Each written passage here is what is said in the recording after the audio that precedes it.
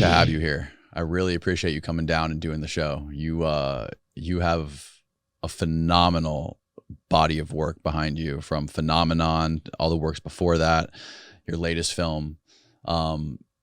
It's totally, absolutely mind-bending, some of the stuff that you do. For people that aren't familiar, I doubt there's any, but for people that don't know or aren't familiar with your work, just give me a brief background on how you got into this subject, filmmaking. How brief? Yeah, we got plenty of time. Okay, because I could actually give you a slightly less brief version, because it's kind of funny how I got into it all. Were you into filmmaking? Were you originally just a filmmaker first, and just got obsessed with this topic of UFOs and UAPs? Kind of. So, because I can tell just by your work, the way you produce your films, the style and everything. I'm a big fan of that.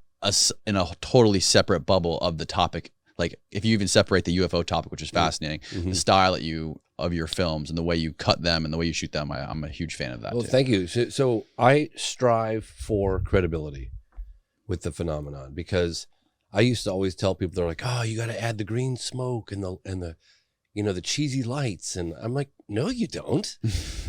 The story itself, any UFO story, is so fascinating, so otherworldly, excuse the pun there, but that I would always say, if you could add credibility to a fascinating story, like someone coming in contact allegedly with a UFO, then that will succeed, because the story's already so incredible and already so unbelievable that if you could add that element of credibility to your production, then that's a winning, recipe.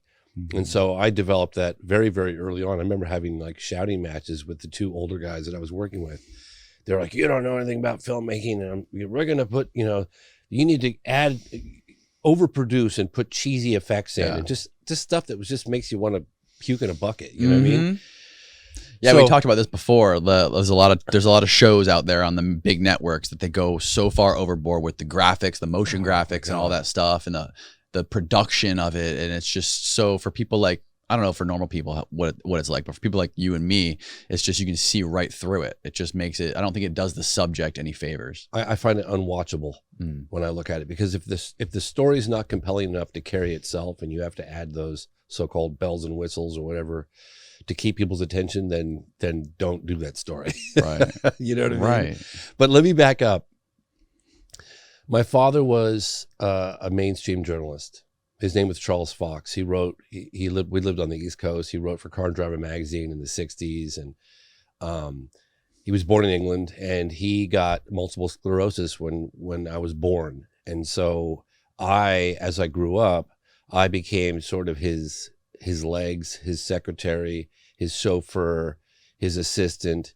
And I traveled all around and got to do these really cool stories, watching my father perform as a journalist. And it was a lot of hard work. I remember thinking, like, all the writing for the stories and all the copy editing that goes into it, it was more work than you'd expect when it's just words.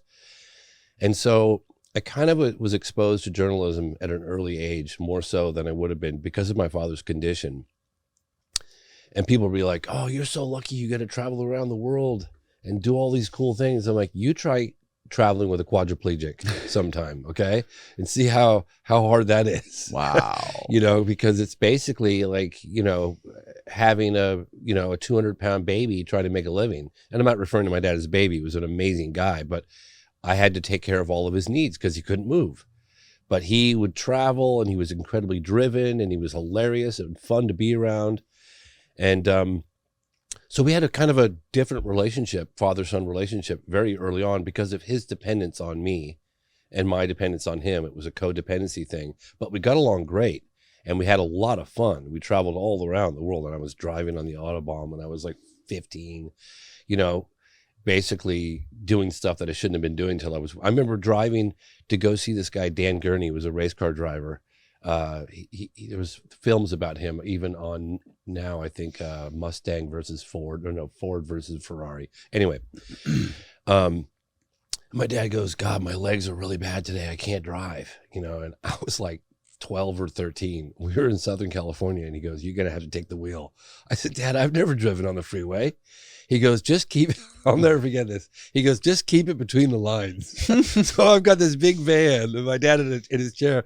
And I'm like, because with multiple sclerosis, he got to the point where he couldn't walk anymore, but he could still like move his legs a little bit on a good day, where he could, activate the accelerator. Eventually he lost all movement, but there was a period of, I don't know, 5 or 10 years where on a good day, things were going well.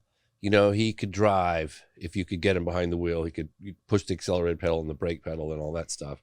But I just remember, and then we pulled up to interview this guy, Dan Gurney, and who won Le Mans, I think, in the 60s. And he goes, "How old's your son?" This little tiny guy driving, So my point is that I got to intimately share my father's career as a journalist very early on because of his condition. And so I remember finding the video camera, like just discovering the video camera, and what a great tool that was for instant playback and communication and documentation of stuff. And it seemed to me a really nice alternative than all the hard work that my father used to have to do with writing stories. I mean, I was shocked at how much work went into writing an article. Of course, later I realized, once you document things, you got to edit them in the edit room, and that process is very tedious. But in any case, I picked up a video camera, and I thought, wow, this is great. I could really get into this, documenting stories. I did some PSAs, public service announcements, just basic editing. And then a very good friend of mine turned me on, and I'll give you guys, I'm not going to give you the super long version of it, because you guys your eyes would glaze over. But it turned me on to UFOs. And he was like, this is back in the 90s, when it wasn't really out that much, like the early 90s, and I went to high school with this guy, and I remember thinking, boy, too bad this friendship's over, because he's lost his mind. And he was talking about Roswell. He goes, "Oh, you haven't heard about Roswell, the UFO that crashed and the recovery?" And I just dismissed him as quickly as you could. I mean, I literally was like, what a pity. My very dear friend, Renee, I'm going to have to write our friendship off because he's lost his mind. And then I was apprenticing at a video production company in Northern California. And I started talking to this guy, Richard Van Sickle, who was running the company. And I had a lot of respect for him. I looked up to him a lot. And I said, "Yeah, my buddy Renee is starting to believe in UFOs and Roswell." He goes, "Oh, yeah, you don't know about that?" I was like, "No, I don't know. Roswell? I mean, an alien spaceship crashed?" He goes, "Yeah, you didn't know about that?" I was like, "No, how am I supposed to know about that?" And so I started to look into it. And I realized, wow, the military really did put out an official statement that this happened. And then I went to a couple conferences, and I met some ex-military guys that were talking about, gun cam footage of UFOs in the 50s. And I thought, wow, these guys are really credible. Maybe there's something to this. And I was just kind of interested. And so I was like, I got my video camera. I'm going to make a documentary on UFOs. And my father was horrified. I mean, he was like, "Son, please come back. Like, what happened? What did I do wrong?" And he was begging me. He said, literally, I'll never forget it. He goes, "It's a dead end street, son. There's nothing to it. It's going nowhere. Don't waste your life."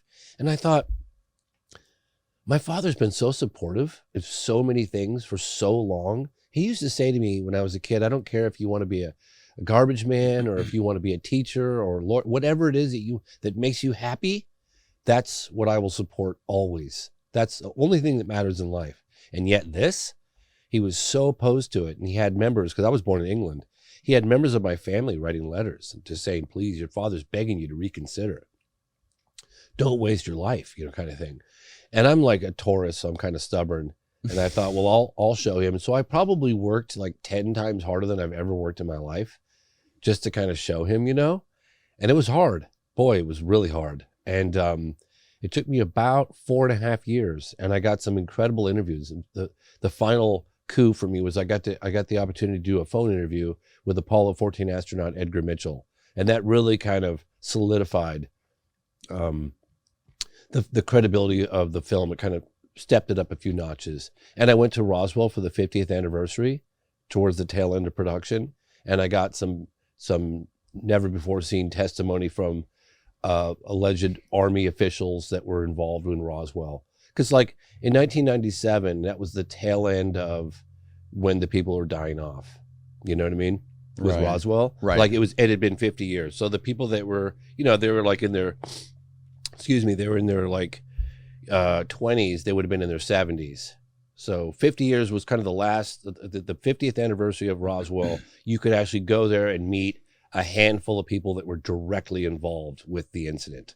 They're all dead now, pretty much. I don't think there's anybody left alive. So anyway, I went there and I made this film, and I ended up selling it to Discovery Channel. And I was so burnt out by the process. I had no idea what it took to make a documentary, and how long it took, and how much work it took, and all the B-roll and the editing and the writing and the researching. And my God, it just really kind of caught me off guard. But it was about 4.5 years, and I sold it to Discovery Channel, and everyone was kind of shocked, my dad included. And I thought, well, never again am I doing any UFOs. This was it. And then, and if I'm going on too long, just tell me, because no, you're not. Just trying to tell you how I got involved with this whole thing, and I never intended to be where I'm at today, nearly 30 years later, of still producing documentaries on UFOs, because never in my wildest dreams did I ever think I'd be that guy. And I never wanted to be that guy. But when the film sold to Discovery, everyone was shocked, myself included, and doors started to open. Like, oh, here's an independent guy who treated the subject matter seriously, who didn't ridicule and add green smoke to production. Hey, if you want to meet with anyone, meet with this guy. And so suddenly doors started to open. I was invited to Russia. And I thought, gosh, I can't not go to Russia and meet with like Pavel Popovich, cosmonaut. I went to Star City. I got to meet with generals. This is the 90s. And, okay, well, I guess I'm going to do another film on UFOs. How could I not? These doors are opening. And so I worked another, and raising the money was always incredibly challenging. Oh my God. And I learned how to operate cameras and how to edit and how to do the sound, all those things completely on my own, because I couldn't possibly afford to pay somebody else to do any of it. And so even though I sold my film to Discovery, I would have made more flipping burgers at the end of the day. And you know what I mean? So anyway, so then I made another film called Out of the Blue. And it was really funny. When do you know a film is done? And it's a tough moment to, when do you actually realize, hey, this film is done? Because I never really feel satisfied with any work I ever do. It always feels like I can make it better. Mm-hmm. So I'm looking at Out of the Blue, and we're about 5 years into production. And my buddy, this guy, Boris Zubov, who was kind of my mentor, he was in a fetal position crying, and his wife is not really that funny, but his wife's like, "You're killing my husband. Stop it with this movie. Stop it. You're killing him," and he's like, "Oh," because I'm pushing so hard, everybody, right?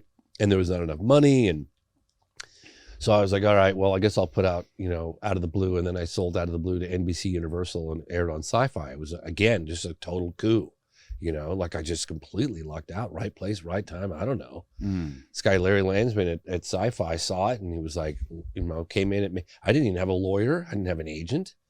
And I have these like people at acquisitions at NBC Universal ask me, "So kid, like, what do you want for your movie?"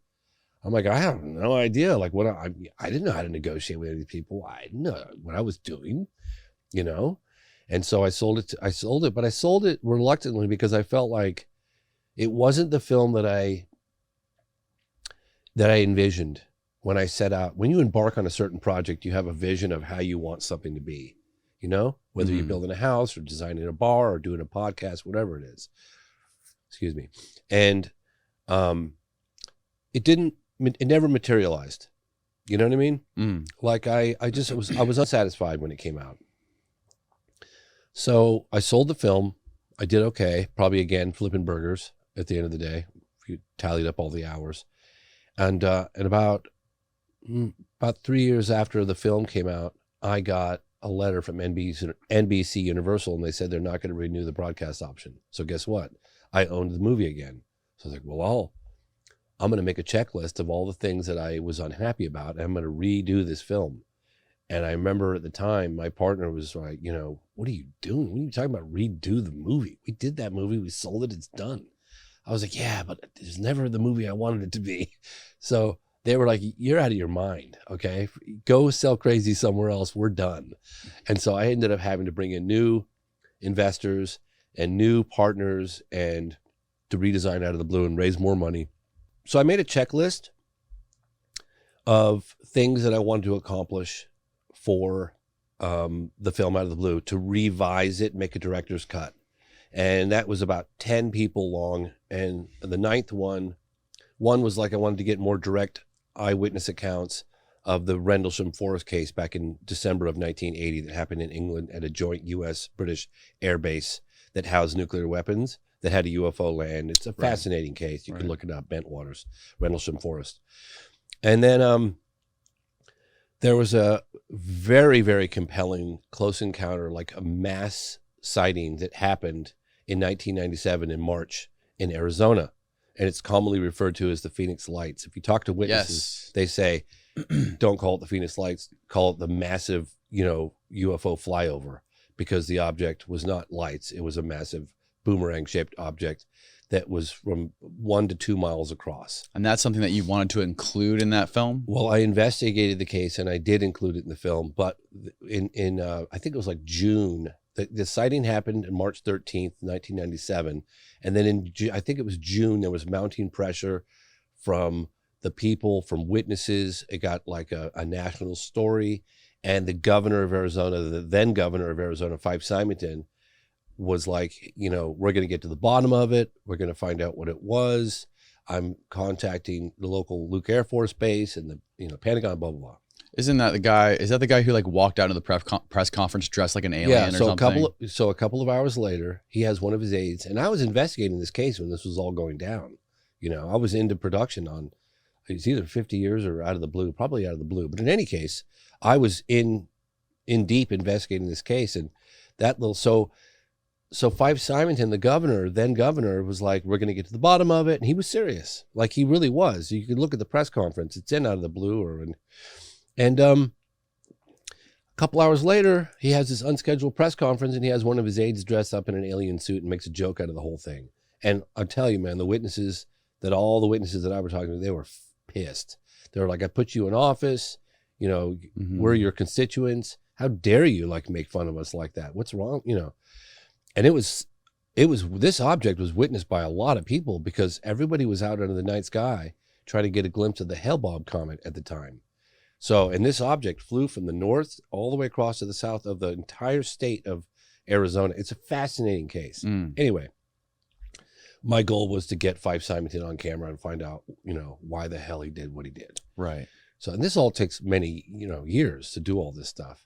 And so to my complete astonishment or shock, I got 9 out of the 10 objectives done for that film, including an interview with Governor Fife Symington. He was no longer governor at the time, but I got an interview with the governor, Fife. Nobody had ever got an interview with Fife, right? So I'm driving down. I'll never forget it. I had one of my partners, and he's like, well, what's Fife going to say? I said, who cares what he's going to say? We got the former governor of Arizona willing to meet with us, So on the way down to meet with him in Santa Barbara, he was like, well, I have a house in Arizona, but I also live in Santa Barbara. If you want to come down and meet me in Santa Barbara, say that, that'll be a little easier for me. So sure, I'll meet with you. So on the way down to meet with the former governor of Arizona, Fife Symington, I pulled the car over the side of the road, got out my pocket tape recorder, and I contacted one of the witnesses, this woman, Stacy Rhodes, who literally was driving on Interstate 10 with her daughter, Emily.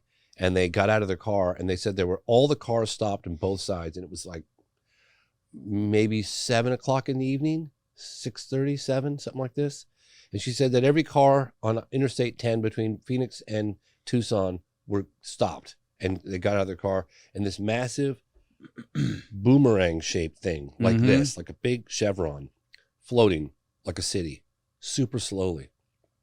We were just sitting there just looking at it as it floated right over, huge, like a mile. She goes, if I held up an opened up newspaper like this directly over my head, I could not have blocked out this craft. That's how big it was. Okay. And a lot of people saw it. I mean, I interviewed people all across the state of Arizona that saw this thing. So in any case, I pull over. I was like, you're not going to believe. And she was furious at the stunt that the governor had pulled. So I was like, you're not going to believe who I'm going to go meet with right now. She's like, who? Take a guess. She couldn't. I said, Governor Fife Symington. Is there anything you'd like to say to him? She's like, you're damn right I would. Like I said, well, hold on. Let me get my tape recorder out. And so I pressed record and I recorded her statement, and it was directed directly at the governor. And who better to ask a question than a former constituent of his and witness to the event? So I get into the interview, and I thought, well, I'm not going to like spring this on him right away because I'm worried this guy's going to just, get up and walk out. So let me get what I can get out of him. And then when the time is right, I'll put the squeeze on him, and I'll do a little bit of an ambush with this, So the interview was going great. He was like, he talked about the reason why he pulled the stunt, that he was just trying to find some, trying to calm the people down. A little bit of levity is the word he used. Didn't mean to make fun of anybody, this kind of thing. So then I said, hey, Governor, I've got a little something I'd like to share with you. It's one of your former constituents and a witness to the event, and she'd like to ask you a question if you don't mind. And he's kind of squirmed in his seat a little bit. And, he's like, oh, it's been a while since I've been kind of, ambushed or whatever. So I press play, and she kind of lays into him pretty heavily. Like, how dare you, make fun of all the witnesses? There were thousands of us. It was a serious event. And we voted you in office, and you just left us out to dry. And the one representative, Frances Barwood, who's city councilwoman, you made fun of her when she was just trying to make serious inquiries into the whole thing. And he sat there for a moment, and I thought, well, I probably blew it. He's probably going to get up and leave. To my amazement, he admits right there that for the first time ever that he too, as a former Air Force pilot, that he too saw this thing, and he knew immediately it was not of this earth. And he said that because of the sheer size of it, because it was so big, this big V-shaped thing. He said there's just nothing terrestrial that could be that big and fly that quietly, and all this stuff. And so I knew the story was going to be big, but I didn't realize how big. And that story came out as I wasn't even done yet with the revision of Out of the Blue, and we were just catapulted all over the headlines. I was on Larry King 7, 8, 9 times. I was on every talk show, Nightline, Dateline, you name it, right? Which was great. I mean, you get in the spotlight a little bit, and you can make some moves. You got a little influence, Right. People are watching you suddenly. And I'm probably definitely boring you guys to death now. No, not at all. Are you kidding me? I'll keep going here. So anyway, because I'm just on this ride, right? I don't really know where I'm going. I don't know where this is leading. I'm just a curious Joe. I'm just a guy that really wanted to know what the hell was going on. Yeah. And so I was just asking a lot of questions, and every now and again I got some traction. Now I'm in the limelight, and I'm on Larry King with the former governor of Arizona. We were on together, you know what I mean? Wow. And I'm on all these shows. I mean, I had my phone memory was full. I mean, everybody was calling me. Jay Leno, you name it. So anyway, I figured, well, hey, let me capitalize on this. Well, then I decided, God, I might not ever have the spotlight like this again. I should do something big. I should capitalize on this moment. So I woke up in the middle of the night, and I saw this press conference I know it sounds crazy, but I saw this press conference, and I don't think I had 2 dimes to rub together at the time. I think it maybe had $500 in my bank account max. and I had a little room on my credit card. I was living with my sister at the time. And I woke up in the middle of the night, and I had this dream. I had this kind of like, I just saw this event at the National Press Club where I got military and government officials from all these different countries to come and testify and do this thing, right? At the National Press Club in Washington, D.C. Well, I had the attention of a lot of the media at that point. I had their numbers in my pockets, and I think I called my contact at Larry King, and I said, hey, I'm thinking about doing this event. I didn't give him any details, and I had no money. I was like, I'm thinking about doing this event at the National Press Club. And if I did it, would you guys cover it? And they said, yeah, we'll give you a full hour. I said, fantastic. So then I contacted this woman, Leslie Kane, who helped break the story of the New York Times article in 2017 that catapulted this whole phenomenon on the front page of the New York Times. And that was like the secret Pentagon program. So I contacted Leslie. This is way years ago. I said, Leslie, I'm thinking about doing this thing. And she'd seen me in the news all over the place. She knew that I had a little traction. And she was like, well, hold on. Well, we got to think about this. We got to hold on. We got to strategize. I don't know. I need to think about it. I might need to think for a month or two. I said, look, I'm doing this, and I'm doing it starting now. Are you in or you out? And she's like, oh, fuck it, I'm in.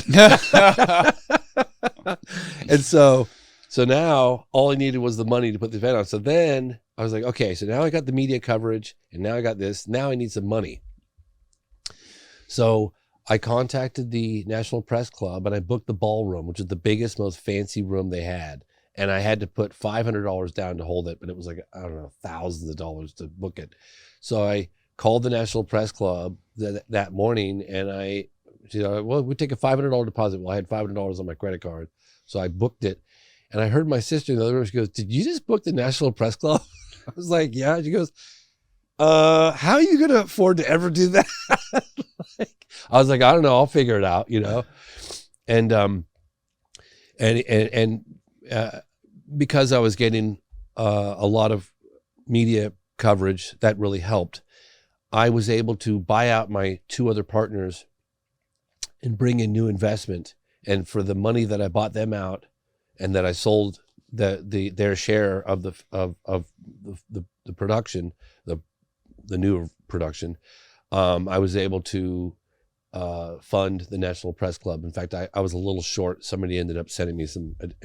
My point is that, you know, you have an idea, you might not have the resources, but an idea could lead to something big, because a lot of people are too scared to go for it, because failure is kind of a scary thing, right? Especially if you're like at the poker table and you push it all in your chips in on one bet, you know. But, you know, I remember at one point having a bit of a meltdown. And by the way, my father had slowly started to come around during this. And I took him when I got back from Russia, I went and met with Mercury astronaut Gordon Cooper, who was an iconic figure of my dad's generation. He was the last American astronaut to go up in space alone. And, you know, everybody knew of my dad's generation, knew who Mercury astronaut Gordon Cooper. He was in The Right Stuff. And I brought my father along to that interview. And Gordon Cooper had talked about a landed flying saucer that was filmed at Edwards Air Force Base circa 1965, and how he chased these discs and fighter jets over Germany in the I think it was late 50s, I think like 57, something like that. But in any case, my dad was like, God, here's a man whose credibility's on the line. He's got nothing. He's not getting paid. He's got everything to lose, nothing to gain. Why on earth would he make these stories up?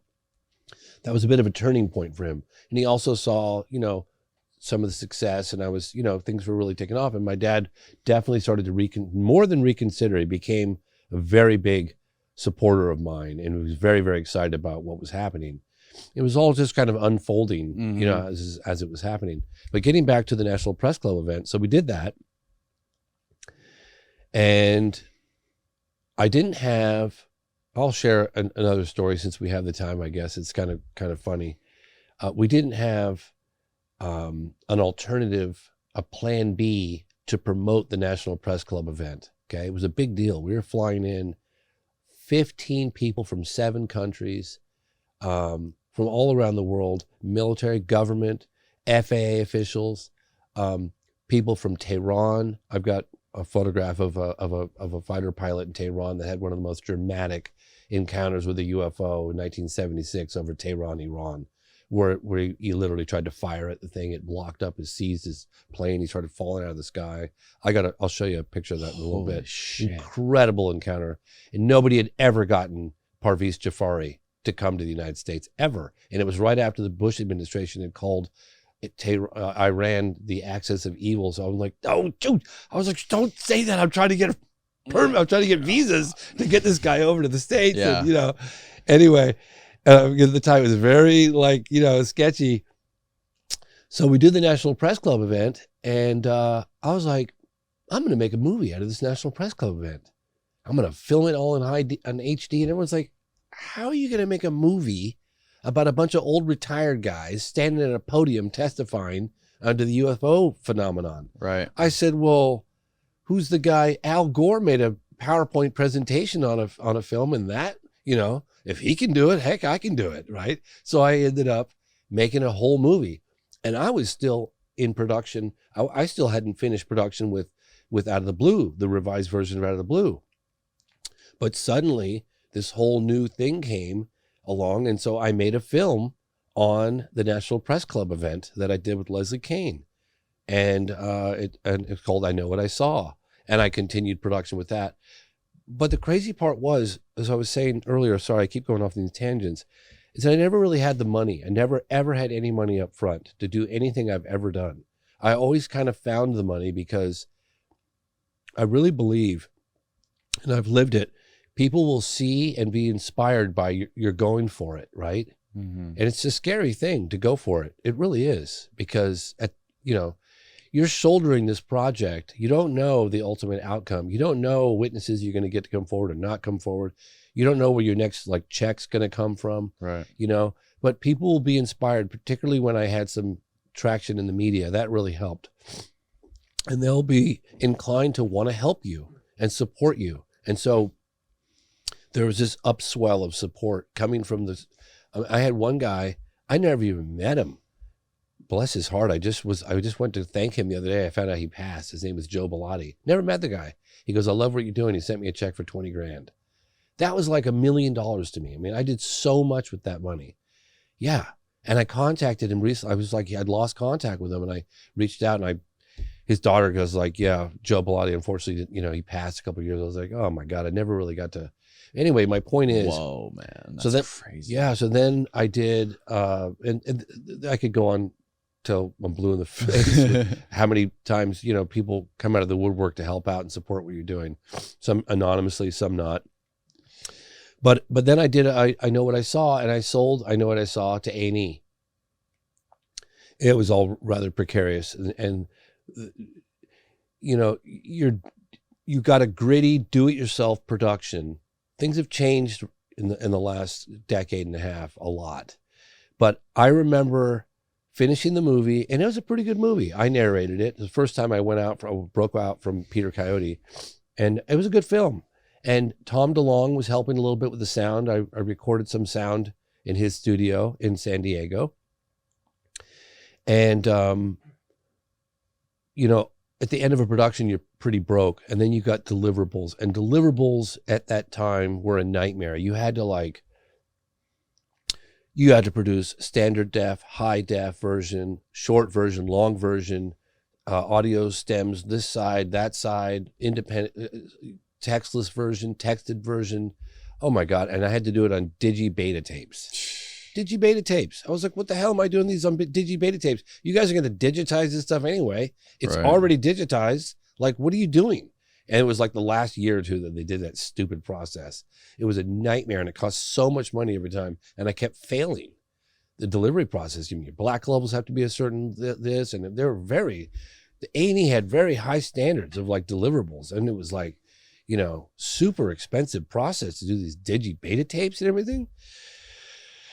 So I failed the first 2 attempts. And then my financial backer said, we're not putting another penny into this movie. I was like, we have a sale right now for $500,000 on the line. Right now? You mean to tell me you're not going to put another dime into this thing? My really good friend had just died, left me with this fancy BMW. So I pawned that car to pay for the last round. And I literally contacted the guys at acquisitions department at A&E, and I was at the end of my rope. I had nothing to lose. And I was pretty much arguing with them, right? I was like, look, man, this is not a high def, production on the beauty of the Grand Canyon. What the hell is wrong with you guys? Like, it's never going to be. It's a gritty do-it-yourself documentary, but look at the content. And it was shot over like a long period of time, and I got archival footage, and there's different frame rates, and who cares? Like, and I was like, oh God, maybe I went a little far with this guy. I was like, oh God, I was like kind of silent on the phone. I was like, I got $500,000 and I was so broke. And he goes, yeah, you got a point. Okay, I tell you what, I'll let these 3 things go, which I could have never fixed. I need you to do this, this, and this. And if you do that, we got a deal. So I went back to the drawing board, and I went into the production facility that was making the tapes, and I sat there with them, and they were like, our clients don't usually sit and look over our shoulders and look at the black levels and know this and then that. And I said, look, buddy, I can't afford to do this one more time. This is it. So I need to get this right. And so they made an exception, and I looked over, send the tapes off. I mean, it was like $15,000 or something. Send the tapes off back east. And I barely made the FedEx. It was so precarious. Oh my God, people had no idea. So precarious. What was the biggest difference between? So anyway, so the last one I'll finish. Yeah. So the next morning or 2 mornings later, I get a phone call. I was driving my car. I look down. It's 212. I was like, oh God, that's A&E. I pulled my car over. Mr. Fox, how you doing? This is so-and-so with acquisitions. I was like, well, I don't really know how I'm doing. Why don't you tell me? He goes, you passed. And so, so I know what I saw, I sold that, and then that went out, and it just kind of, but I was never satisfied with a production of mine since the early concept in the 90s, when I was like, I'm going to do the feature-length documentary on the topic of UFOs. It's going to like transcend into the mainstream. And I wasn't satisfied until I did the phenomenon. That when I finished that, I cried, and I was like, I did it. It took me like, years and years, but I did it. Excuse me. So you released the phenomenon in 2020, right? At the end of 2020, yes. What's the biggest difference in your experience from creating these films in the 90s compared to now, right now? Because obviously there's a ton of resistance, right? There's a ton of friction with the whole topic, especially when it comes to different secret levels of government, people not being wanting to be associated with the stigmas. Yeah. How has the whole world around this topic changed? So I used to get laughed at all the time, to the point where if I'd go to a cocktail party, I'd tell people I was with, don't tell them what I do. I don't want to spend the night defending myself. I'm not interested. And I'm not here to like prophesize and get people to join my cult of believers. I really don't care. And so that is what I was used to. I was used to being laughed at and ridiculed and made fun of. And there was like, a few people that might quietly kind of behind the scenes like, oh, what is it? Is there really something to this? You know what I mean? Or I have a friend that claimed they saw something. That all changed December 2017 when and I had no idea. I was like 3 or 4 years into production with the phenomenon. Of course, I didn't have a title for it at that point, but I was 3 or 4 years into production, and I was kind of struggling for financing. A lot of times with making a doc, I'll get, funding, and then it takes me so long, that funding will dry up. Then I got to go find more funding. Well, right around the time when the New York Times revealed the secret Pentagon UFO program, that changed everything, because it wasn't just the fact that they revealed this secret Pentagon UFO program, but they also revealed or released evidence. That was the cockpit recordings of those UFOs, and then you had slowly the pilots coming out, right? And that really, and then you have the former Senate Majority Leader, Harry Reid, talking about how he initiated this with a couple of other senators. And like they gave the contract to Bigelow. And anyway, this whole thing had come out. And I had people from all around the world apologizing to me. I'm not kidding you, man. Like, we're so sorry we made fun of you for so long. Wow. I guess there really is something to this. It really changed everything. That front page of the New York Times. Sorry, I got to wipe my nose. Sorry. Yeah.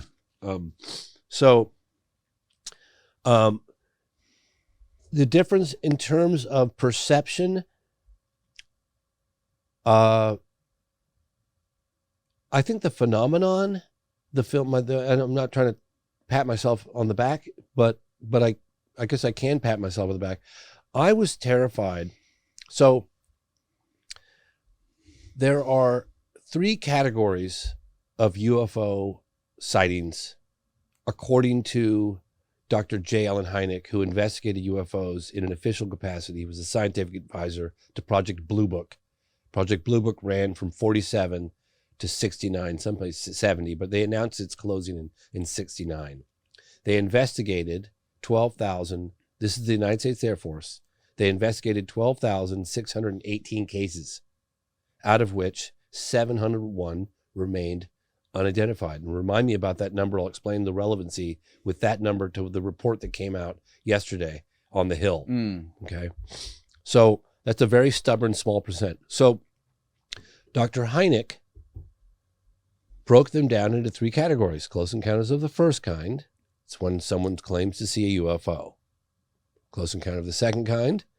They see a UFO and somehow this UFO interacts with the environment, whether it leaves a burnt mark on the ground or the radiation affects someone's face within certain proximity, burns soil samples, leaves, trees, bushes, whatever. That's close encounter of the second kind. Okay.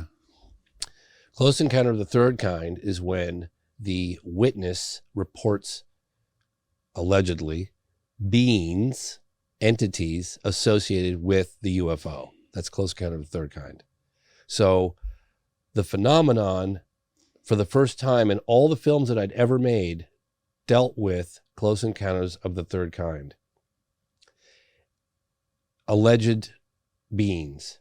And it's very different between objects in the sky and beings on the ground. Yeah. It was a big, big difference, right? Because you can talk about Russia or China all you want, but when you're talking about beings on the ground, that's just a game changer. I'm going to get to the relevance of what the close encounters of the first, second, and third kind. So all the history I'd done, I did 50 Years of Denial, which I sold to Discovery. I did Out of the Blue version 1, Out of the Blue version 2. I did I Know What I Saw. I'd never, ever dealt with close encounters of the third kind, where the witness report seeing beings associated with the craft, okay? I felt it was like a slippery slope, and boy, it's kind of a difficult one to kind of swallow. Yeah. With the phenomenon, I went for it. And honestly, I was terrified because I had high-level government and intelligence officers in the film, several of which, including the former Senate Majority Leader Harry Reid, refused to sign a release form until they got to see the movie. Oh. Wow. I don't blame them. Right. So I got a movie that starts in Alabama in the 50s and it ends in Africa of an alleged landing of a UFO, multiple UFOs, and the occupants getting out in broad daylight with 100 witnesses and interacting telepathically with these witnesses. That's just nuts, right? I mean, come on. Like, I thought the Harry Reids and the Podestas and all the other intelligence people that are in my movie, the New York Times, like, take us out of the movie. I was terrified. Mm-hmm. Nobody had ever done with the mainstream reporting with all that and dealt with alleged close encounters of the third kind. That's just such a game changer, because you can no longer like talk about whether it's Russia or whether it's a drone or whether we're talking beings. Right. And these beings look very different than a human, right? In fact, if you want, I've got some illustrations I can show you. Yeah, no, we'll definitely get into that. But anyway, my point is that that was the first film, The Phenomenon, where I broke through to a much broader mainstream audience. And not only that, but we reported on very compelling close encounters of the third kind. Yeah, the stigma, when you talk about the stigma associated with just UFO sightings or encounters of the first and the second kind, right? It's definitely been largely erased by the New York Times article. For sure. There's obviously still a lot of it when it comes to actual creatures or beings being reported. To you, actually, before we get into that, let's talk about The Hill? The Hill, yeah. The latest news that just came out yesterday regarding the Hill. And I also want to ask about what you know about the new bill that was passed to protect whistleblowers. It's to, maybe you can find it. We'll talk about that after, but it's a new bill that was passed to protect whistleblowers of private organizations that are working on some of these secret programs. For example, in Lockheed Martin or Raytheon, whatever it might be. They've been talking about basically giving people immunity that can come forward and share government secrets without fear of prosecution because of violation of National Security Act, I think it is. But backing up for a moment.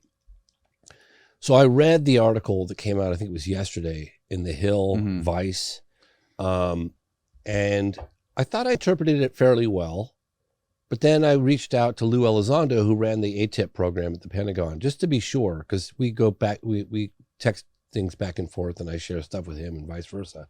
So he was, for people who don't know who he is, he was the head of the ATIP program. So it was Advanced Aerospace Threat Identification Program. It was the program at the Pentagon, the secret UFO program that ended up on the front page of the New York Times. And you see all the little UFOs that came out with it. So let me read you the text that he sent me. Yeah. Because, and I'll explain this. Okay, for the first time in recent history, our Congress is focusing on UFOs in a non-prosaic manner, meaning if it turns out that a particular incident, a product of man-made process or technology, then the UAP JPO, I have to look up what the JPO is, will not continue to study it. Only those phenomena that fall outside the category and are truly anomalous will be focused. So basically what he's saying is you got a select committee, right? And they're saying, I talked earlier about the 701 cases that ended up in the unidentified category that were investigated from the Air Force, right? Out of 12,618. Yeah. So that's that very stubborn small percentage of cases. So what the select committee is saying, we're only going to look at stuff that's non-human. All the other stuff we have no interest in investigating. So by them saying that, they're admitting that a small percentage of UFO, we're not trying to find out if all UFOs are of extraterrestrial origin, right? It's are any of them, because it only takes one or two, right? So they're saying we're only interested in that core 10 or 15% of truly unidentifiable cases, like the non-human cases. So it's basically them saying, without directly saying, that a small percentage of UFOs are not of earthly origin or are not of human, right? You know, are not man-made. And they changed it to where they're now talking about being transmedium, to where they're like they're aerospace and submersible. Yeah, they can go crafts. They can operate in outer space. They can operate in the atmosphere, and they can operate underwater, and they can do all three simultaneously. Yeah, and this is new. This is something that the commander David Fravor was talking about. The thing was hovering about. There's videos of the crafts that are hovering above the water and then disappearing into the ocean, and that's something that hasn't really. That I don't think the New York Times article talked much about the underwater aspect of it, but the underwater aspect of it to me is fascinating. Unbelievable. I mean, look, I went and I got to interview Fravor. I got to meet a lot of people, you know, for the phenomenon. And the videos that have been released are pretty impressive. But the videos that I'm told that people have seen, that I've spoken to, that have not been released are just like, you know, more in focus. They'll exhibit a flight characteristic. Like, for instance, there's one out right now called the Go Fast. According to people that I've talked to, you see the Go Fast, and the guy is he's trying to get his radar on it. And he goes, I got him. And he finally gets it as it's screaming across the top of the ocean, right? The Go Fast. You can look up Go Fast. But apparently that video is much longer, and then it does a 90-degree angle turn and then shoots off the screen. So there's that. the famous Tic Tac that David Fravor had talked about, where it's like stationary and the jet's flying towards it and then it shoots off to one side. That was in 2004, the Nimitz UFO encounter. That apparently, according to David Fravor and others, there's a much higher resolution version of that one, somehow, that has not been released. There's stuff that underwater. I mean, I just heard some incredible stories. In fact, I've been hearing incredible stories for decades about video and photographic evidence that has yet to see the light of day.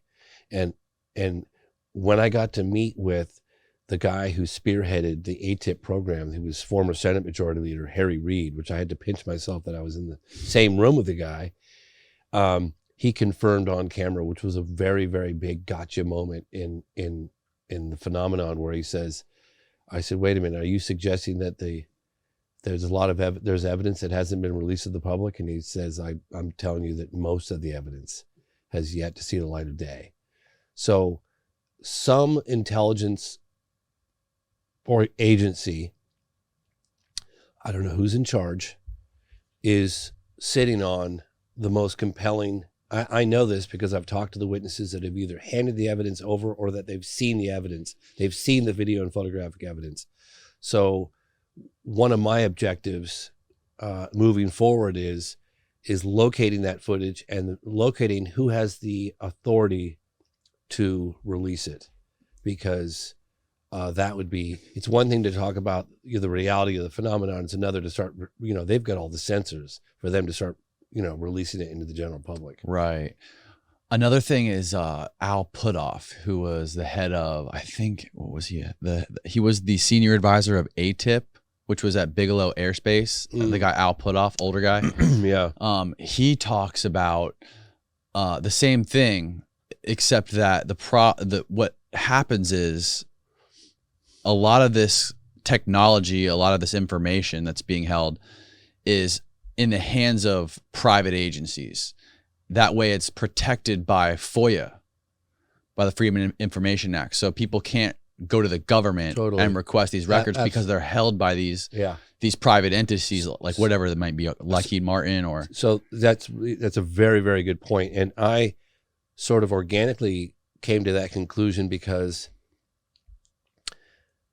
well, I'll give you an example. This book right here, okay? This is a briefing document that was sponsored. I don't know if you can see it. Pull it a little higher. It's a briefing document that was paid for and sponsored by Lawrence Spelman Rockefeller. It was done during the Clinton administration. And this is a briefing document for world leaders to bring them up to speed on the most compelling aspects that 5 or 10% of truly inexplicable UFO cases. This book features a lot of the really best ones. And in it, he during putting this whole thing together, he was putting significant pressure on the Clinton administration. In fact, he even said to Clinton, you either are going to go after the UFO phenomenon, or I'm going to expose the fact that you're not willing to do this. I know this. I have inside information. This has definitely happened. Or I'll publish on the front page of everything. And UFOs were kind of getting a little bit of traction because you had the 50th anniversary coming up for the Roswell.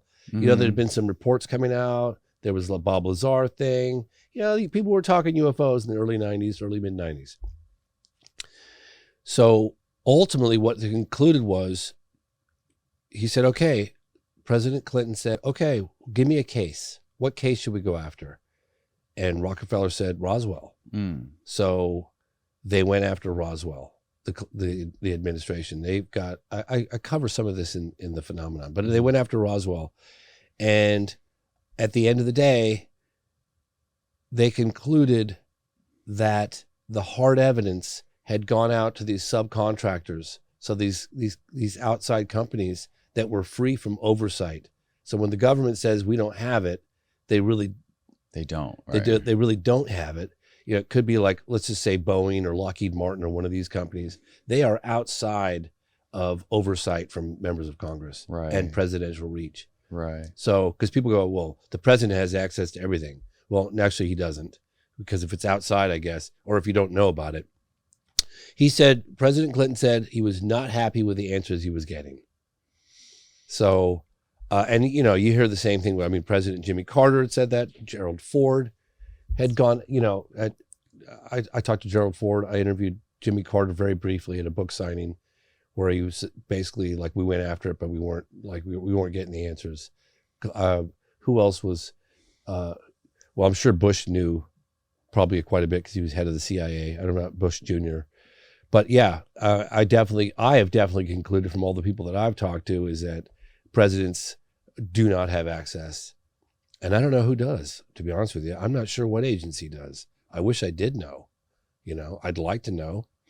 Yeah, it almost seems like it's obvious that some of these private aerospace companies are holding evidence or material, physical material that's not available to academia or the public, obviously. Which I think it makes it, which shows, you know, one of the reasons for stuff like this, the Congress having the bill to the Whistleblower Act to protect the people who work in those companies, to shine light on it or make it public. But at the same time, it seems like those people, it would be hard for them to do it because they would just be sacrificing their career. Also think of it this way. How do they benefit by sharing what they have with the general public? How do they benefit? Right? Like, right. You have to reveal your vulnerabilities and the things that you don't know in order to reveal what you do know. Because as soon as you start talking about these, I mean, just think about it. If the president of the United States tomorrow said, you know, my fellow Americans, it's been brought to my attention that we have structured craft of unknown origin whizzing around with impunity in our airspace. We don't know. They fly rings around our fastest jets. They exhibit a technology that's light years advanced from what we have. We don't know who they are, where they come from, or what they want. Thank you and good night. I mean, that's honestly what I believe. I believe that they know that the phenomenon's real. I believe they have hardware and bodies. But does that mean they have all the answers? Does that mean that they understand whatever the agenda could be of whoever these people are? Right. That we know where they come from? Are they interdimensional? Do they live under the ocean? Are they interplanetary? Are they time travelers? Are they all the above? I have no idea. Do they know? I mean, they got more answers than we do, but they might not have a whole lot more. So they might be opening up a can of worms. There are people right now fearful of what the level of transparency, and don't get me wrong, what's been happening since 2017 is unprecedented. It really is. But remember, somebody forced the government's hand. The former intelligence guy, Christopher Mellon, who's friends with Lou Elizondo, who ran the ATIP program, they walked those tapes out of the Pentagon. Granted, they found a loophole that they didn't necessarily like violate the law. They took advantage of that loophole, but they kind of like bend the rules a little bit, right? Those tapes came out of the Pentagon and they went onto the front page of the New York Times. That was kind of forcing the government's hand. They can't put the genie back in the bottle. So there are people that want this out, and there are other people that do not want this out. And they don't want it out for fear of like, A, they've been lying to us all these years, but B, it exposes their vulnerabilities. It exposes our vulnerabilities. Just imagine for a moment, like I said earlier, if there really were these unknown objects that could just fly rings around our fastest jets. They turn off our nuclear weapons, turn them on, turn them off, mostly turn them off, right? They whiz off at an unbelievable rate of speed, and we don't know who they are, where they come from, why they're here. Like, that's a little unnerving to release to the general public, wouldn't you think? Yeah. I'm not saying that your audience to believe what I'm telling you or not. Just imagine if that's the case. You can kind of see a justification for secrecy, right? Not that you agree with it. I don't agree with it. I don't care how scary it is. I want to know the truth. Right. Let us all know the truth. We're all entitled to it. Let's know this. Do you think it's possible that one of these private aerospace companies has some sort of has figured out in any capacity anti-gravity or anything like that? Some of these projects that Bob Lazar was talking about. Do you think it's possible that they have some of this technology and aren't letting other scientists in academia know about it? I think that they have the technology, and I didn't just believe that overnight. I mean, it didn't just it was a very slow process for me, because I am, believe it or not, I'm actually quite skeptical. A lot of the cases that I cover, like my new film, Moment of Contact, we'll talk about that a little later, which is the UFO crash case that happened in 1996 in Brazil. I didn't believe that for over 10 years when I heard about it. I didn't believe in the Rua case, the landing in Africa. Absolutely didn't believe it. Wouldn't even look into it. I was like, there's no way that happened. So the fact that I believe that crashes have happened and bodies and debris have been recovered was a very slow process for me. It was witnesses after witness after witness after document after intelligence person I've talked to. I finally was like, there's more evidence to suggest that it happened than it didn't happen. And that clearly went somewhere, right? I've even asked, I jokingly ask, I always kind of do it with a smile on my face, but I'll say, all right, hey, to some intelligence guy that I'm talking with. All right, so here we go. All right, here we go. I want to know where the bodies are. We'll get that. Let's talk about that first, and then we can get over to the debris. Like where are they hiding the bodies? Right. Everybody has a good laugh, what it's like. And I think they kind of know that they are being hidden somewhere, but it sounds like crazy talk. I know. We were talking about it last night. The bodies from Roswell are apparently in the Air Force Base in Florida. Yes, and I've also heard California too. Maybe they go back and forth. I don't know. But that was in the 70s. Right. Yes. Okay. The 70s is the story when Jackie Gleason and Nixon went to go see the Air Force Base. Yes. How did that story go? Well, so because I've heard it before, but nobody seems to know the whole story. Okay, so a really good friend of mine, a guy who's very high up in the entertainment industry, who's been very instrumental in getting my foot in the door with some executives over the years to help me out. His name's Jeff Sagansky. And one day, quite a while ago actually, I Know What I Saw. I said, Jeff, you're so nice to me. Like, why are you helping me? You're this top executive. You're a gazillionaire. Why are you helping me? I'm just this little guy, like this little independent guy. And he goes, James, I was friends with Jackie Gleason. And Jackie Gleason told me one time, Jeff, don't ever believe anyone that tells you that UFOs are not real. I had 100% definitive proof. Excuse me, whether he saw it or shown it, but he was somewhat nebulous as to exactly what happened. But he said, don't ever believe anything. This events happened. UFOs are real. They're here. It's a fact. So he said he always remembered that encounter with Gleason when he told me that. And when he saw this independent guy and myself just striving to get the word out and find out what's going on, he always offered a helping hand. He was always really helpful. Then I think it was maybe about 2 years after Jackie Gleason died, his wife came forward and said that one night he came home in the early 70s from a meeting with Nixon at a Florida military base. Yeah. You know the one. Homestead. Yeah. Homestead. Right at the tip of Florida. And that his eyes were wide and his face was white. And he said, I was just shown entities from a crash in New Mexico. And they were floating in some fluid or something at the Air Force Base. That's what his wife came out. Now, that's probably what Gleason was referring to, I would imagine, when he met with Jeff Sagansky and told him that. I would imagine, right? If he had that level of confirmation, that's what he said to Jeff. He didn't say to Jeff, Nixon showed me the bodies. Right. He just said, I had definitive proof. Don't ever believe anyone tell you otherwise. They're absolutely here. It's a fact. That's what he said to Jeff Sagansky. And so when his wife came out with that, That's probably what happened. Do you get the feeling that when you talk to a lot of these people that you interview, that obviously there's people who worked in the government and worked on some of these top secret programs.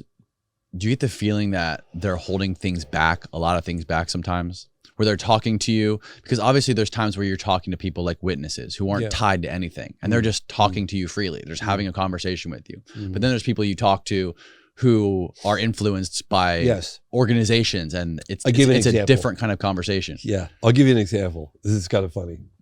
And I'm not gonna. Is an intelligence person. We're putting together this. He was helping me put together some language for something I was doing, and he said, "No, change that wording." And I said, "Okay, why?" It was like, I don't know if I said like extraterrestrial or if I said alien or otherworldly. I can't remember exactly how I phrased it. And he said, no, delete that, change it, make it to this. And I said, okay, sure. Why? He goes, well, they might be living under our oceans. And I was like, okay, can you elaborate a little bit? He's like, no. What? That's what he said. I swear to God. Yeah, that's what he said. Hey. Where did this guy work? He was an intelligence guy. I'll leave it at that. Okay. He definitely would be in a position to know, certainly, you know. But that's all he said was like, they might be living under the oceans. They might be living under our oceans, yeah. They might be. They didn't say they did or didn't. They say they might. But he was so nonchalant about it. He was just like, I'll tell you, Robert Bigelow. Yes. We talked about him last night. Yeah. So I know what I saw. Now your audience knows a little bit about my history, so you'll have a reference when I tell you this. When I finished, I know what I saw. And it was based on that event I did at the National Press Club, which was pretty credible civilian effort at the time. It was like, you know, you have all these retired military and government officials and pilots and FAA officials from 7 countries. We had Chile, we had Iran, France, Belgium, England, Peru.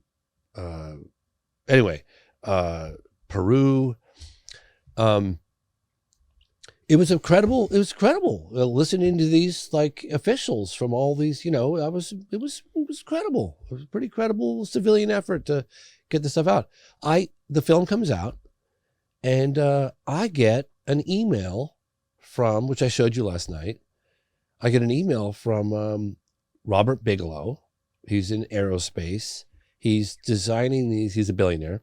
He lives in Nevada, and he has contracts with the United States Air Force dating back God knows how long, decades, where any reports, any pilot reports, things of that nature of UFOs all goes to Robert Bigelow's. You know, he had like a think tank, NIDS, and his organization. It was like, how could this civilian like be getting a contract with the government on UFO? What? You know? And he was working at one point with Tesla, Elon Musk, I guess he was trying to use Elon Musk's rockets to put his habitable, inflatable zones up into space because they're lightweight. Oh, really? Anyway, I'm not sure whatever happened with that effort, but in any case, he's a high profile guy. He was on 60 Minutes. So he sends me an email, or his secretary. Mr. Bigelow has a message he wants to pass along. He watched your film, I Know What I Saw, and he wants to congratulate you on a job well done. And I was like, damn, Bigelow reached out to me? Like, Robert Bigelow. So I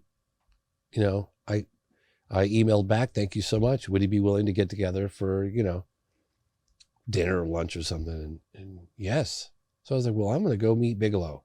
Why not? Right? I mean, the guy is like, he's gotten all the contracts. Now, what was really funny was, I didn't realize this till later, Robert Bigelow at the time was actually, and I'm convinced of this, he was fishing to see what my next move was going to be. He wanted to know what I was up to, because he was asking me like, oh, what's your next thing? You know, maybe I'd finance it. You know, he just wanted to know. He wasn't going to finance anything I wanted to do. He just wanted to know, and I'm pretty sure of that. But I said to him at one point, I was like, well, you know, whose side are you on? Because every case that I'm looking into, particularly the case of the United States and international cases too, I get people saying, oh, well, Bigelow's organization came and took all that evidence. And I kept hearing that. It's like, so what are you doing with all this evidence and stuff? Anyway, he says, James, do you, before I say this, I'm just going to say that this guy, I guess, legitimately is in a position to know a lot more than I know. Okay. Particularly at that time. He had the government contracts. He had the contacts. He had the intellectual heavyweights in the scientific community all working for him. This guy definitely knows a lot. No question. And so he says, James, do you understand the implications of disclosure? And I said, I'm not really giving it too much thought. Why? He goes, meaning the implications of disclosure. If this story really came out. Okay. So I was like, and to be honest with you, yeah, sure. I guess I thought about it. I mean, it didn't seem like that big of a deal to me. We're not alone. Great. You know what I mean? Right. Thinking about it every day. I don't think anybody just thinks that we're alone in the universe anymore anyway, but right. You're coming here. He said, I just need to really emphasize this to everybody out there so you understand what I'm telling you. I'm not saying I believe what I'm about to tell you, okay? I need to see more evidence. I'm not saying I don't believe it, right? But I don't just believe something because someone told me that. I need to see supporting evidence. I need to hear testimony. I need a lot more. What's taken me as long as it has with all the other cases that I investigate. I don't just like believe a case. Okay, so Robert Bigelow said to me, they're walking among us. I said, what do you mean they're walking among us? I said, they're walking among us. They live right here, kind of thing. So again, I'm looking at him going, I need to see, I'd like to see some proof of that. Right. But then he said, we've done studies. We've done extensive studies on the impacts of this story would have on the general population globally. And I said, interesting. Okay. Well, like what kind of studies? He goes, well, you take Iran, Contra, and you take all these other like super big scandals and you multiply those, every one of them that's ever happened in the history of mankind, in modern history, and then you multiply that by 1 million. And that's the impact, according to our studies, that this reality would have on the general public. He said the economy would collapse, organized religion would collapse, and he just rattled off all that. Like, again, I'm not saying that I believe this. I'm just telling you what he said to me. How could you possibly conduct a study on that? I could see how you could collect data on individuals, but how could you possibly do a study on an entire civilization or a large group of people? Like, how would you do that? That's what he told me. I mean, look, it would have an impact. There's no question it would have an impact. And it probably would affect religion, right? Because why am I going to work? Why the fuck am I paying taxes? Why am right? You know? And it's like, I remember having this conversation with the sixth man to walk on the moon, Edgar Mitchell, and he goes, you know, if this story is just part of the bigger picture, let it out. People should know about it. People should be okay. He goes, you know, you still have to take out the garbage. You still got to pay your mortgage or your rent. You know, that was kind of funny. Every time I take the garbage out, I think, like, you know, I believe we're not alone in the universe and it's being covered up from us, but I still got to take my garbage out. Imagine the kind of power you must feel holding on to that information that would, you're holding something that could potentially alter humankind. Yes. Alter the mindset of every one of our species on Earth. Yeah. And that could probably change the trajectory of where we go, how we evolve, etc. Like, if you hold on to that information, how does that affect your ego? I literally just interviewed a guy. I got goosebumps on my arms talking about this because it's just crazy, because I believe it. Who drove a being, call it a creature or a being, or they called it kind of ET, on that UFO crash case in Varginha, Brazil in 1996. And I said to him, you have a level of confirmation that only a handful of people on this planet have. What does that feel like? Because I wanted to know. You know, this guy was serious as a heart attack. And he was not out there trying to get an interview with anybody. We were chased him down for years. Mm-hmm. And it was like all the money in the world and never coming forward. And the stars lined up and we had like a 36-hour window where we managed to get this guy on camera. But I asked him that question. You have a level of confirmation. You know definitively. You drove this thing around. What does that feel like? And he responded like it was more of a burden than anything else. That it's actually kind of ruined his life. The level of secrecy. He gets phone calls from the base that ask him like, hey, how you doing? How's your family doing? You guys having a good time? Did you move yet, or are you still in the same spot? Right. Yeah, you're still in the same spot. Great. Well, I'm glad your family's doing good. I'm glad you're doing good. You know, any change of plans, you let us know. Those kind of calls he gets all the time. Yeah, the main difference between people like the people you interviewed in Brazil who were a part of the Varginha case and people like Bigelow is Bigelow's a rich and powerful guy who probably has a lot of leverage in government. Like, I'm sure if he chose one day on his, whether it be just because he was in the right mood or because he was on his deathbed, whatever, if he chose to release that information, I'm sure he could do it and wouldn't have to suffer any kind of crazy repercussions. Maybe I'm wrong. But the guys that are in Brazil, like literally they're dealing with the threats of military and government threatening their families. I feel like it's a little bit different. I feel like Bigelow's in a position of, I hold on to this it's like this piece of magic that he's holding, this power, the power to change the world. Yeah, for me, I feel like Bigelow is selfish. Yeah. Because when I met with, and I think I might have called him later as well a couple of times. I can't remember, but I said to him, whose side are you on? You know, and I was serious because like everything that I do to share everything that I uncover with the rest of the world. That's why I do what I do. I honestly and firmly believe that every man, woman, and child on this planet is entitled to this information. I believe that with all my heart, you know, and it pisses me off, quite frankly, that someone feels that we are not worthy of knowing this, that we can't handle it, or that we don't deserve it or something. You know what I mean? So it's like, when I see someone of his like stature, you know, he's got resources, man. That guy's a billionaire. You know, I'm like a squirrel trying to get a nut out in this, you know, compared to a guy like that. And then the fact that he's hoarding it all and it's under armed guard in a vault at his house, like, or his whatever, his office, it kind of pisses me off a little bit. I'm like, what, wait a minute. What, how are you, does he have an agreement with the government so he has to do that? Or is he just being like selfish and doesn't want to share the results of his, you know, work and investigation with the general public because he's like, feels like he's better? I don't know what the hell he's thinking, but I share everything. The only thing I don't generally share is stuff that I know for sure, beyond a shadow of doubt, that I'm going to be looked at like a crazy guy because I've looked at myself as a crazy guy. You know, I can't tell you enough, like, I'm putting my credibility on the line for this Varginha case, okay?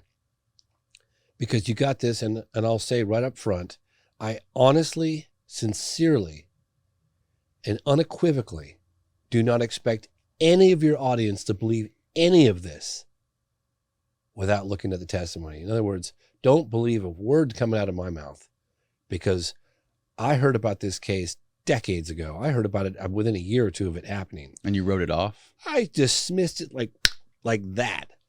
I was like, no way a UFO crashed and the beings survived and we're walking through the town. No way. No way. In fact, I dismissed it for 10 years. Let's see. No. I dismissed it in 97. I wouldn't look into it for 1 second. Not 1 second. In 97, 98, 99, 1, 2, 3, 4, 5, 6, 7, 8, 9, 13 years. Okay. So 2011, I was going to Brazil on a completely I was going to give a presentation on one of the films I'd done. Probably I Know What I Saw or something. and my buddy Jeff Sagansky, the guy I was telling you about earlier, who met with Jackie Gleason, he goes, "Oh, you're going to Brazil. You got to look into the Varginha case." And I was like, "You mean the one where the UFO crashed and the aliens survived and they're walking through the town?" I go, "Sure, Jeff, I'll look into that." Click. I'm on my cell phone. And I had no intention of looking into it. I told him I might have said I would. I'm not looking into that. I'm not wasting my time on that case. So I get to Brazil, and this is 2011, and totally accidentally, completely like inadvertently, I met some witnesses they were happy to be at the conference that I was at, and talked to them a little bit about it. A little bit. I was like, okay, interesting. Kind of believed them a little bit. So I went back in 2012 and I thought, maybe there's something here. And I was knocking on doors and really chasing it. I mean, I went down to downtown Varginha, Brazil. Varginha is in the state of Minas Gerais, which is about 4 or 5 hours north of Sao Paulo. In Sao Paulo, myself used to think that included is the capital of Brazil, but it's actually Brasilia, which is way to the north. But Sao Paulo is like the big city, right? And second time around, I was like, wow, maybe there really is something to this. And then I went a third time, and then I went a fourth time. And then ultimately I made the film, and now I'm absolutely beyond a shadow of doubt, fully, completely convinced that a UFO crashed in January of 1996, and that some of the beings survived and were captured by the authorities and witnessed by civilians in the town of Varginha, Brazil. And the film is complete now? Totally done. And you started working on it how many years ago? Well, like actually making the film. I know you've been researching it for a long time. Researching it for a long time. So if you look at from when I started researching to the completion is probably 10 or 11 years. 10 or 11 years. Yeah, but in terms of like production, like go there, boots on ground, we're going to do this. But all that prep work went into it. That was just less than a year. Absolutely mind-bending film. Yeah. For full disclosure, I watched it Monday night. And it had me completely, it had me in a chokehold the whole time I was watching it. Like I did not look up once. Maybe we should show the trailer before we go deeper into it. Can you pull the trailer for it? Which one is it? For Moment of Contact? This trailer took, I think, 3 months to make, maybe a bit more.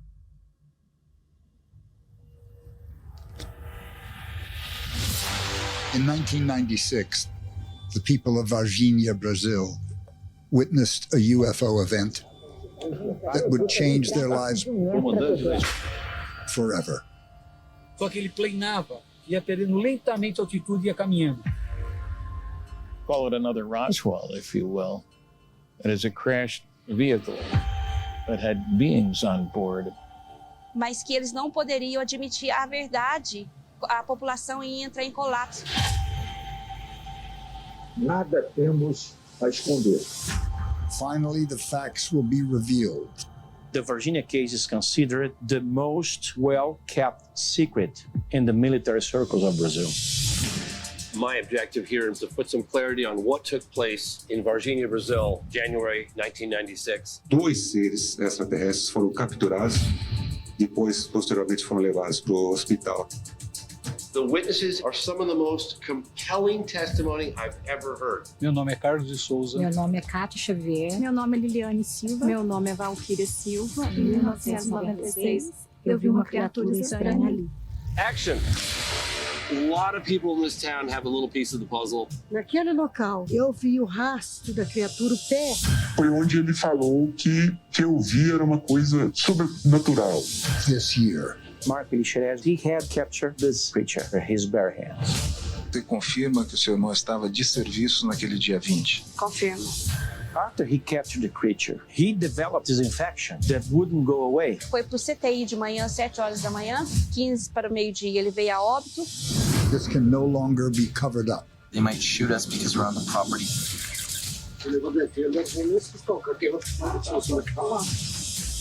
This can't be denied. Bateram na porta. E aí falaram pra mim. Ficar quieto. Se qualquer que ia sofrer uma punição muito severa. This was proof We pull this off. It'll be the most compelling testimony revealed. of contact. Aqui, ó. Foi aqui. This is a level of confirmation that only a handful of people on this planet have.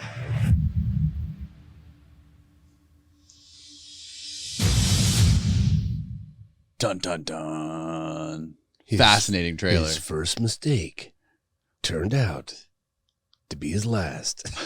What a fucking compelling voice he has, man. So good. One of the most unique voices ever. I know. I was a little worried. Again, I'm pushing the envelope. Make sure you turn the USB channel down again. That's good. Okay. Yeah, I'm pushing the envelope a little on the comfort level of those around me, because you're dealing with like this. I know how I looked at the case, and I looked at the case when I first heard about it, the Varginha case. I dismissed it so quickly. I told you earlier, like, I know how other people are going to react when they hear, sure, a UFO crash, sure, the beings survived. Yeah, you know, because that's how but I'm literally putting my 30-year reputation on the line for this one, 29-year reputation on the line. Do you know what I mean? Mm-hmm. I stand behind it. And I really believe, and I think you do as well. Sure, that's got a lot of pizzazz. The trailer is designed to get people to watch the film, but the film delivers. It does. It delivers. It delivers. It's not just a bunch of hot air. Not at all. The amount of evidence that you have and the amount of people, civilians and ex-military that you talk to is astounding. And I don't, correct me if I'm wrong, I know the Zimbabwe case is close to this when it comes to the amount of witnesses. Mm-hmm. But when you have civilian witnesses mixed with military and police witnesses, on top of that, so people handling this creature and seeing it come into their place of work, into the hospital.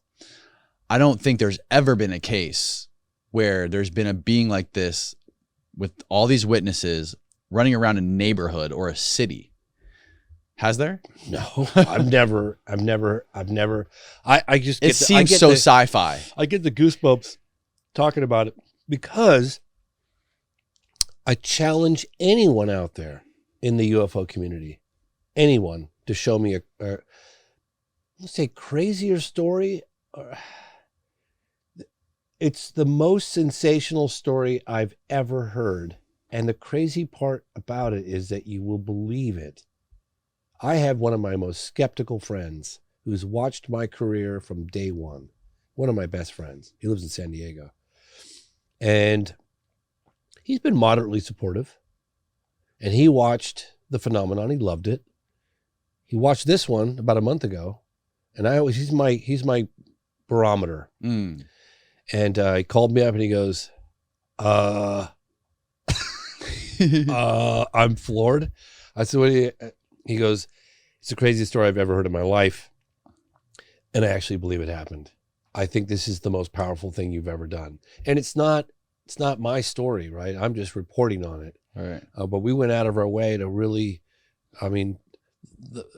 we worked on some of those witnesses for nearly a decade. We identified some of the doctors early on, and they were like, I will never talk with you. Like, this is never going to happen. You might as well just not even. And then one of them, allegedly, the guy that did the x-rays, which for some reason, I don't know, there's something about that testimony that really just like, for me personally, listening to him, and he goes, at the end of it, he goes, thank you for giving me this opportunity. This has been the heaviest weight on my shoulders for so long. The fact that I have the opportunity, even though I'm doing it anonymously, the fact that I've got, and everybody that we feature that you're filming from behind, you know, we have their credentials. We have them in uniform. We have all the history of them, all of it, right? So we verify all of that before they even, and then the fact that we get them to come forward was just a miracle, quite honestly, just a miracle. Yeah. To you, what was the most compelling piece of evidence or interviews that you did from all the people you talked to in Brazil? Like in Brazil? What was the thing that stood out to you the most? Like, I met with an Air Force brigadier by the name of Jose Carlos Pereira. I have a photograph of him in uniform somewhere. And he said, I'll talk to you about the UFO phenomenon in Brazil gladly. I could talk about this case in 86, UFOs in Brazil, and I could talk about the Colares case, but I don't want to talk about Varginha. I was like, okay, why are you going to talk about Varginha? Don't even bring it up. I was like, Jesus. So Marco, my partner in Brazil, we did the interview. I honored the fact that he didn't want to, I don't know how I brought it up, but I basically didn't bring it up on camera.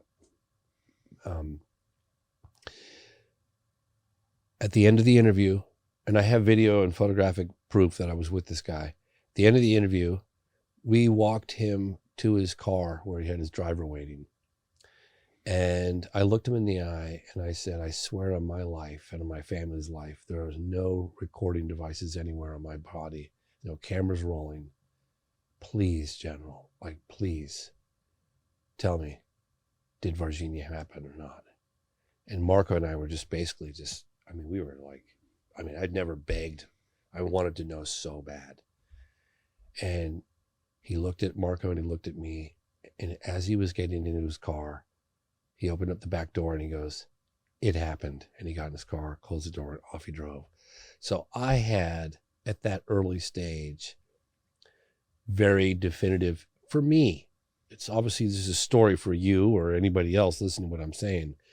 Why on earth would he not want to talk about it? Why on earth would I have to beg and plead with him on my hands and knees to get him very discreetly at the last possible second when he was driving off to look at us and say it happened? Why on earth would he lie to us? You know, and so I had a pretty concrete level of confirmation early on the case. So now it's like, okay, we got to keep digging. We got to keep digging. But what we were finding is that the better the witness, the less likely they wanted to come forward, and that the more likely that they had been intimidated and threatened. And they would do it in a way where it wasn't like, hey, we're going to kill you. It was just like the punishment for violating your security oath or your security is going to be so severe. They would say, you know, so severe, you know, how's your family kind of thing. They not, we're going to kill your family, but these are the kinds of things. It was spooky, right? To the witnesses, like really spooked them. And then to get phone calls every couple of years. Hey, how you doing? You know, that kind of thing. So we worked incredibly hard and we were so lucky. And I've got to tip my hat 100 times to Marco Leal, my producing partner, who's Brazilian, who's been investigating this case longer than I have. And he's been just a force to be reckoned with. Could never have done it without Marco. It's incredible. What, so for people that are listening and watching, can you lay out kind of a linear timeline of what went down? What was seen first? Was it crafts, the crash, from the girls to the cop that actually captured the being? So in January, probably 12th or 13th of 1996, there was a ultralight pilot by the name of Carlos de Souza. And Carlos was driving from Sao Paulo up to a state called Minas Gerais. It's a state to the north. And in Minas Gerais is Varginha and a number of surrounding cities. And he was driving on the freeway, and I think it was 5 o'clock in the morning, 5:30 maybe. And he saw something in the sky that was cigar shaped that didn't look right, and it looked like it was in trouble. And he witnessed it crash. Prior to that, there were it was like 2:30 in the morning. There were two farmers, which I interviewed both of them as well, that saw the object that looked like it was going to crash, but they didn't see it crash. There was two of them, and it was about 2:30 o'clock in the morning for them. And it was a cigar-shaped object, and it had a gash in the side of it, and it had vapor coming out, like a white vapor coming out, according to the witnesses. But they kept kind of expecting it to impact the ground, but they didn't see it impact the ground because it looked like it was in serious trouble, and it was flying slowly. So then Carlos de Souza, like I said, was up early one morning driving to go meet some ultralight pilot friends of his to go flying, and he saw this object, and then he saw it kind of go down like it was going down. And he jumped off the freeway and he drove up this farm called Maiolini Farm. And he came upon maybe a football size field of debris and one very large piece of the cigar shaped UFO that was kind of like metallic light that was still intact, but a lot of bits that were not intact. And he jumped out of his car. He ran up, and he said there were like these like tinfoil type pieces. He wasn't thinking extraterrestrial. He thought it was a government thing. He didn't know what it was. He thought there were some people that were in trouble. Yeah, he thought there was people in trouble. He wanted to help them. He never, ever, ever did he think alien. Not one time. Not till after what I'm about to tell you. So then, I don't want to give too much away, but he held one of the pieces, and he said it was light as a feather, very similar to what the description of the people at Roswell, where he could take it and crumple it up, and then it would rebound and reshape itself. But he said it was light, like just so light you could barely feel it in your hands. He was looking at it going, the hell is this? And then all of a sudden, these military trucks start rolling in. They take guns out and they threaten him, and he gets in his car, and they force him to leave, and it was all rather terrifying for him. And off he goes, and he was collecting himself, I don't know, half an hour down the road at a gas station, went in to get a coffee, and that's when he had a visit from these men. They basically like knew his name and knew everything about him and warned him of keeping his mouth shut. This was right after? Pretty much right after, yeah. I think within an hour, half an hour, something like this. And couple months after the incident, he met with a famous UFO researcher by the name of Claudio Covo, and he gave one brief on-camera statement, and then he vanished for 26 years. Well, Marco and his associates were, because I kept saying 10 years ago, I was like, we got to find the crash. We got to find Carlos. Like, we got to find the guy, but he was just vanished. I think it took us like 8 years, and we found him. Marco found him. Anyway, we got him.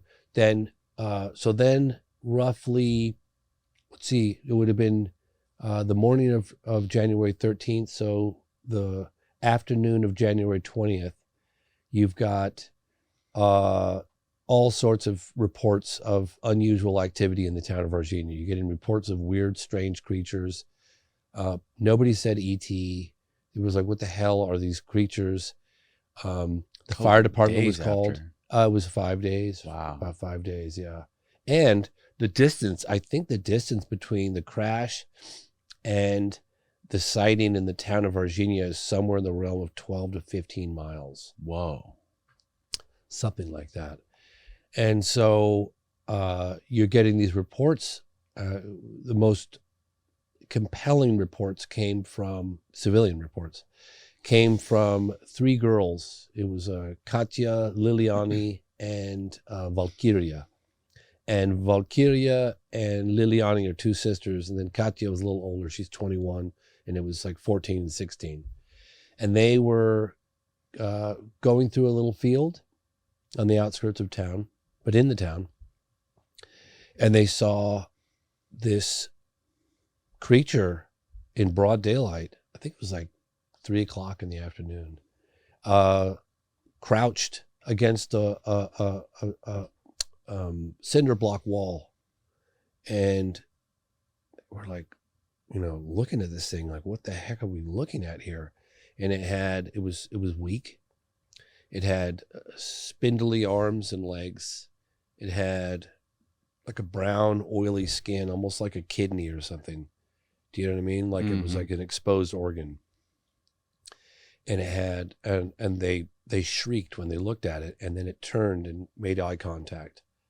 2 of the girls, I think it was Liliani and Valkyria, took off, and Katya got completely mesmerized by making eye contact with it. There was some level of communication that was happening, and Katya was kind of frozen in her tracks.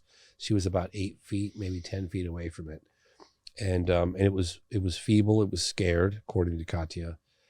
It wanted help, like get me out of here kind of thing. Help, according to Katya. The other 2 girls got, I don't know, 50 or 70 feet away, and we're like, where's Katya? We got to go back and get Katya. And they ran back. I think it was Liliani, ran back and grabbed Katya and broke her stare and yanked her out of there. And then they reported, they went running home to their mother, and they were like telling her what, and they thought it was something of the devil, like it was a devil or something. Did she say anything about any kind of communication between the being and her? Like, yeah, telepathically? I asked her about that. Yeah. Cause I said, this is where the title came from. I said, and I didn't even realize this at the time. I said, because I wanted to know. I know it was very brief. It was probably just a couple of seconds, but a lot can happen in that moment. In a couple of seconds, time slows down. Right. And you kind of get, you know what I mean? Yeah. Like, so I said, during that moment of contact, was there any level of communication? If so, what was said? What did you feel?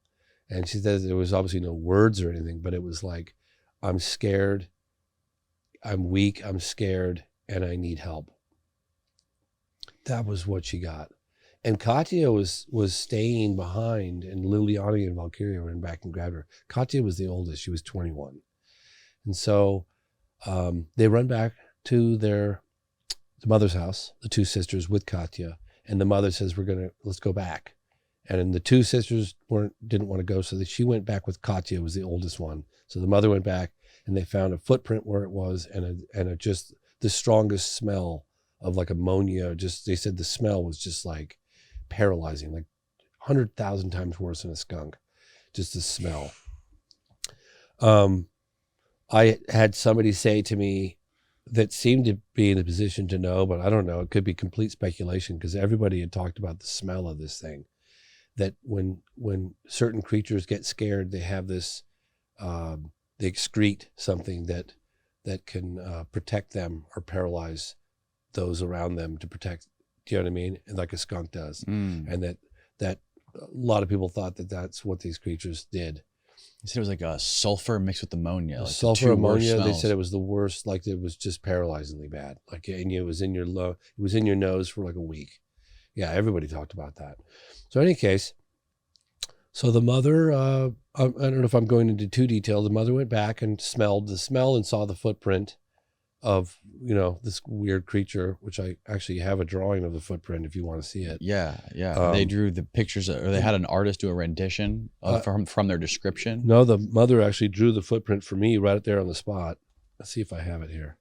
Watch me not have it. I saw it last night when I was going through these. Yeah, I think it's in there.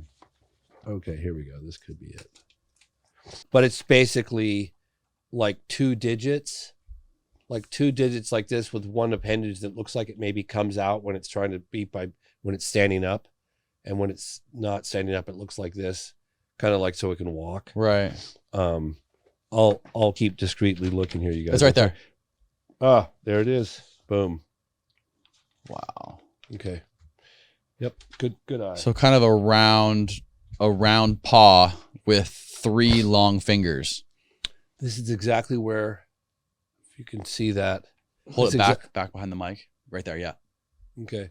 So this is exactly where the encounter. This is exactly where the encounter took place.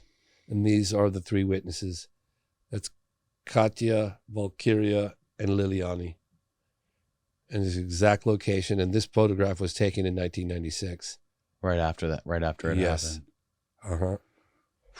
And then you've got... Here, hold this up by the microphone real quick. You got see it. the footprint. That was the footprint of the creature. And then the mother who saw the footprint drew this for me. A little bit higher. There you go. Perfect. Yeah. Crazy. Drew that for me. And a lot of witnesses I talked to had seen the foot in the hospital. So later that day, only a few blocks away, there were two military officers on patrol.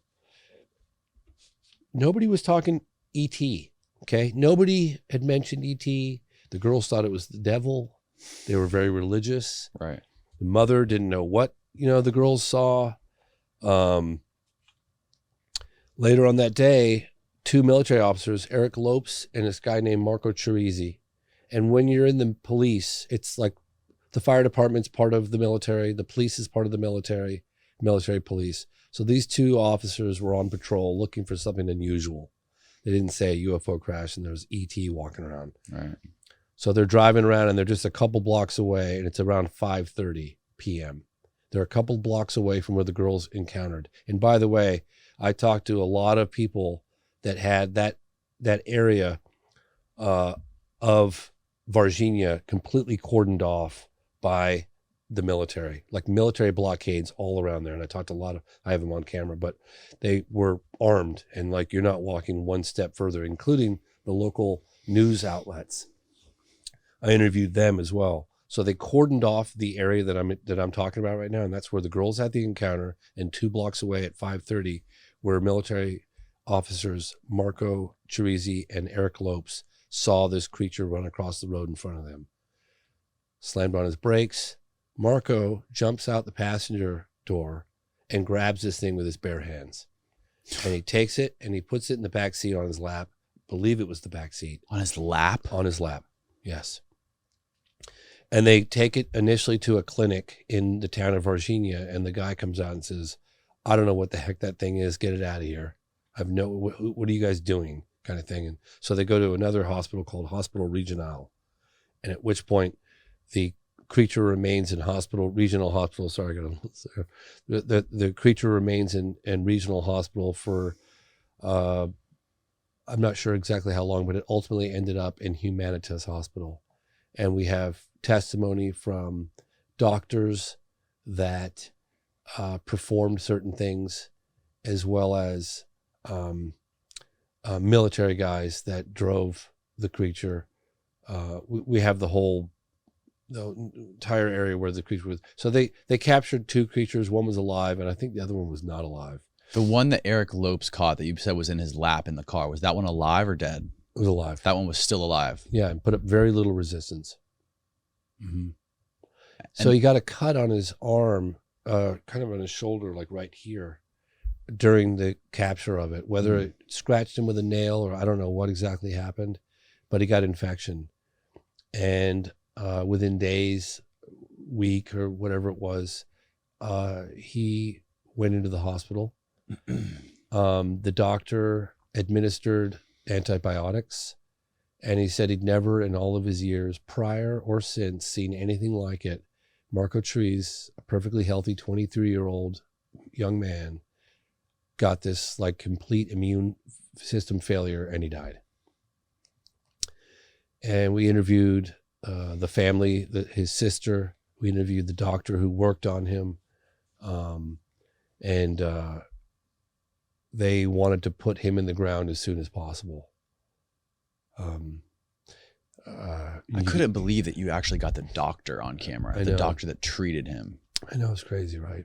What did he say? What was he looking for? What did he see when he was treating Eric? He just said that he'd never in all of his career, and he's been in there for like 40 plus years, he's never seen someone with an infection from a simple cut like that have a complete immune system failure and not respond to any of the antibiotics that he pumped him full of everything, and nothing worked at all.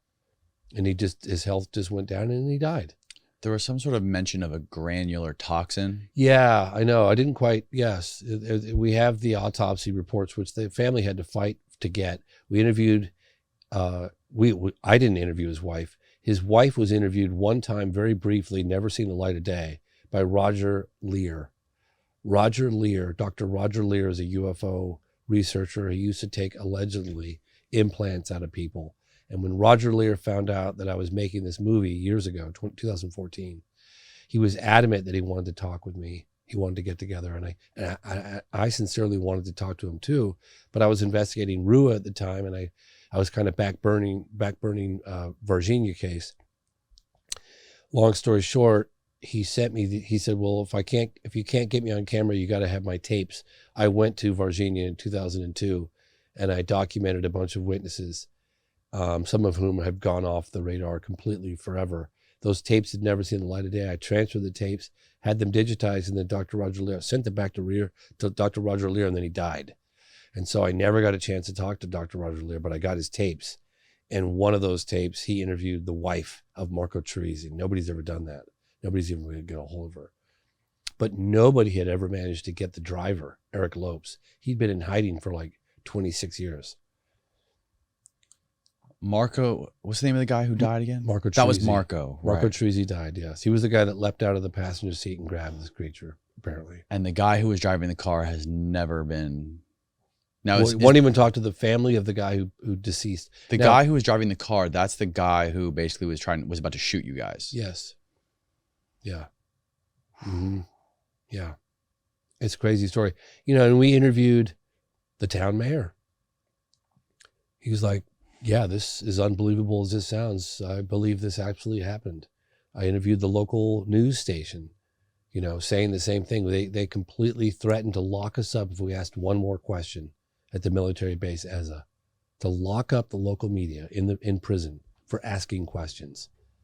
They came down so hard. And then, I don't want to give away too much of the film, the storyline, but because I don't want to ruin it for anybody, but they shut it down. They shut the story down. And then we came to the realization, not for about 10 years, on my last trip to Varginha, which was just last year, we came to the realization that the U.S. government was 100% involved, and that they arrived and we talked to the radar operator who saw the plane coming in and saw U.S. Air Force plane come in? United States Air Force airplane come in. It came into the exact area where we knew the body was, because we interviewed the guy who drove the body to the location, and then the United States Air Force plane came in. Yeah, and then flew out, in and out. Yeah. Wow. So it's heavy. Highly likely, extremely likely that one of the reasons for the level of secrecy is that the Brazilian government would be exposing the U.S. government by revealing what they know. So I'm just guessing here, but there are some pretty crazy aspects that we uncovered during meeting the witnesses, and stuff that you just go, Jesus, like, really? Guys in suits from some unknown government agency coming and trying to like intimidate and influence testimony and offering large sums of money. Bribes, yeah. Bribes.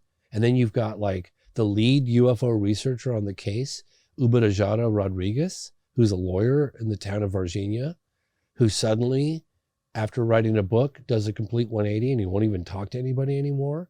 Paccaccini, the same thing. Claudio Coville's unfortunately passed. But so they managed to like get the lead UFO researchers to either recant what they said previously or made to print in a book, or just go silent altogether and never comment on the case ever again. And then threatening the witnesses. They didn't say, I never heard a witness say to me, they said they're going to kill me. They just say the consequences of revealing what you know would be extremely severe. The punishment would be extremely severe. And then ask, how's the family, that kind of thing. So Right. So yeah. So now, as crazy as it all sounds, and I think I told your audience earlier, don't believe a single word I'm telling you, because I wouldn't if I were you. But This story happened. One of the parts that freaked me the fuck out the most was the interview with the X-ray technician. Crazy. What did he say specifically? Like, how was his description of it? Just working in the hospital one night, one late afternoon, early evening, and military trucks pulled up, and they're like, you're going to be doing some work for us. He's like, okay, like, what exactly am I doing here? And they had an object in a black body bag. He said it stank to no end, and it was kind of smaller, but he said that they were armed guards in there watching his every move, looking him in the eyes. You just perform this. You can't look at the x-rays. For the first time in history, he couldn't look at the x-rays because he always verifies to make sure they come out. Mm-hmm. Couldn't look at the x-rays. They just looked at him very carefully, and then he performed his duties. And then they said, don't you ever talk about any of this stuff. And they said he said he x-rayed the skull. All the torso. Yeah, all of it. Yeah, the whole thing. Yeah. He actually thanked us when, at the end of it, I mean, I think Marco Leal, my partner, co-producer, who's amazing, Brazilian, he said that, I think he spent like 8 years, because he found him in the hospital through a student that he revealed the story to once. But he was still working at the hospital, and he was like, they'll never ever reveal. And then he retired, and then we worked on him, and Marco worked on him for a couple more years after he was retired. And then he finally agreed, provided we shoot the back of him. But we got a photograph of him at the hospital. We shoot the back of his head and disguise his voice that he'll come forward. And at the end of it, he said, I feel so much better. Thank you so much for giving me the opportunity to share this story, because I've been holding this on my shoulders for 26 years.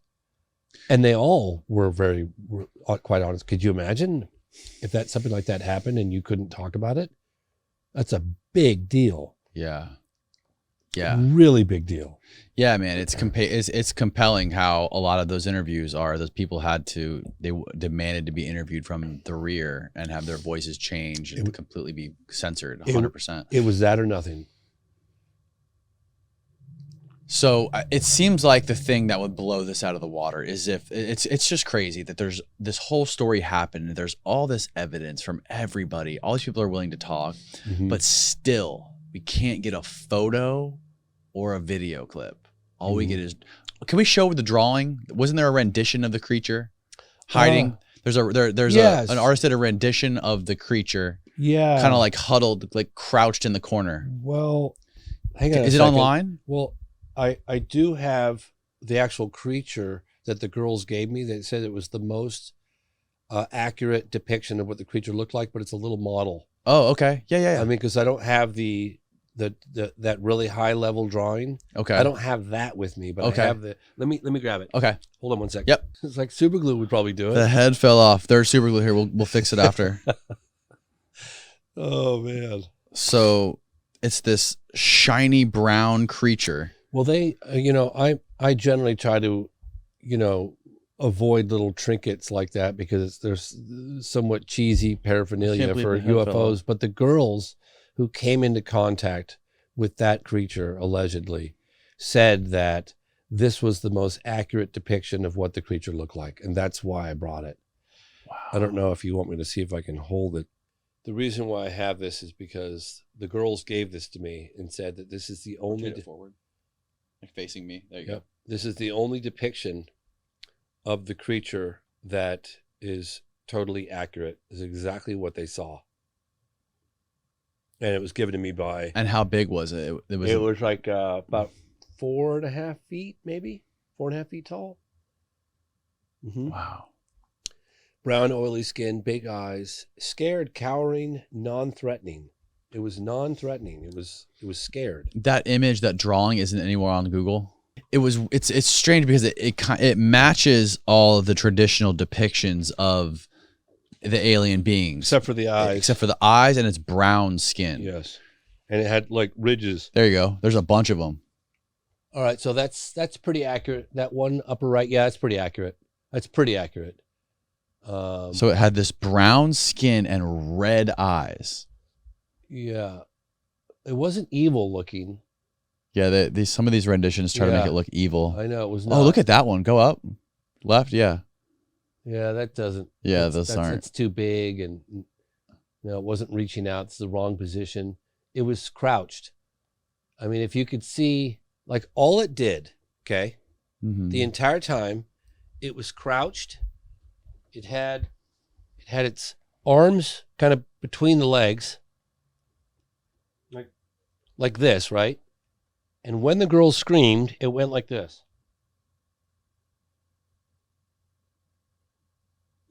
And that was it. It didn't get up. It didn't come after them.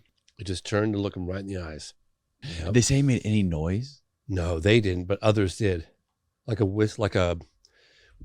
were witnesses, and we actually have them in the movie where they say kind of sounded like a cricket, like a cricket. I can't. And can't there replicate. There were people in the hospital once they took the alien that had died. It was partly covered up, but there was people in there who said they saw the feet of it kind of hanging out, and they were all just looking at each other in bewilderment, not knowing what to do or what to say. Yes. I said to that witness, I said, put me in that hospital room. Right. What was the feeling like? What was the atmosphere like? What were the doctors doing? What were the other military officers doing? And he said they were all scared. Like they were all feeling in over their heads. Like, what are we looking at? What is going on here? Do you know what I mean? Like everybody was freaked out. And he said he's looking at these feet, and it was like, I think it had another appendage that when it stood up, it did that because, yeah, it's a truly crazy story. But, there are other crazy stories like I was talking about, the Rua incident, which is different because they were in control. Right. Here, these creatures were clearly not in control. They were scared. Which is so crazy, man. It's so crazy. You always think of, in these stories, of the creatures being the ones in control. Yeah. They're the ones who have the upper hand. In this case, this thing was all alone and in distress. That is what makes it so insane to me. Oh my gosh, I was going to tell you. So I flew my drone. Yeah. I fly remote control airplanes, and I remember years ago I was like learning to fly remote control airplanes so I could put cameras on them, and then of course the drones, and so my drone, I take it everywhere I go just to get aerial photography of cases, right? And I took it way up, and I pointed the camera straight down because I wanted to document the area where the girls came in contact with this being, allegedly.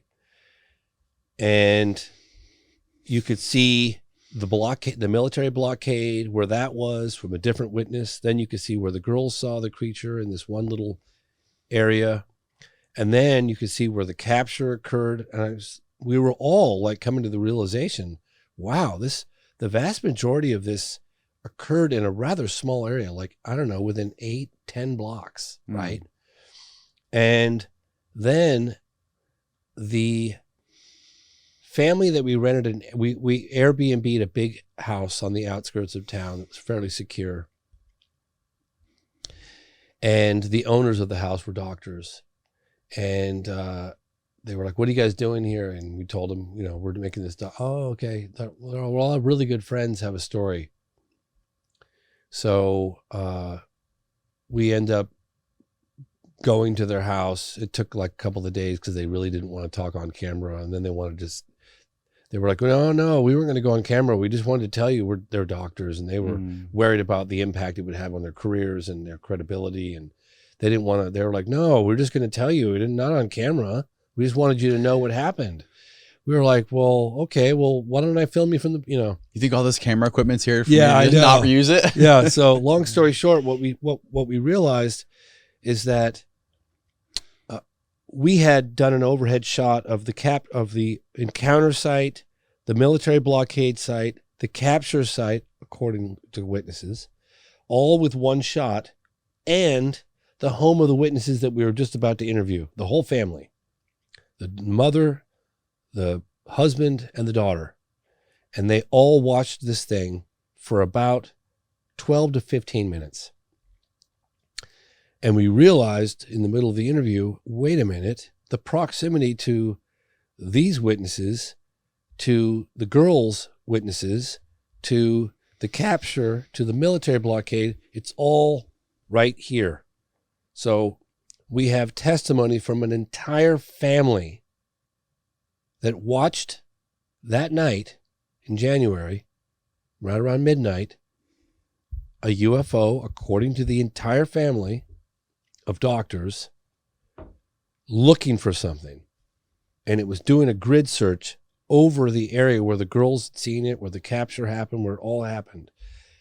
That to me was so compelling because I'm going, wait a minute, now you've got witnesses describing a recovery effort. You've got very compelling testimony of people witnessing, and I actually interviewed 4 people that all claimed of this disc-shaped craft that was looking for something.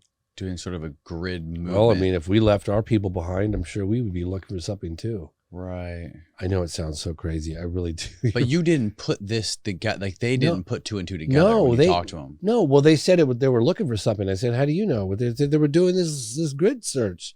Right. Everybody said it was looking for something. Then I was like, wait a minute. I think we just accidentally captured their home from my drone. And I'm looking at the drone shot, and I've got their home, which is like say, you know, like here. Let's just show you. So we got overhead shot. This is representative of about 10 city blocks, maybe a little bit more. Right. This is the road where the capture happened. This is the little area where the girls came direct contact with the creature. This is where the military blockade was. And this is the home of the family we interviewed. It's all right here. It all took place. Wow.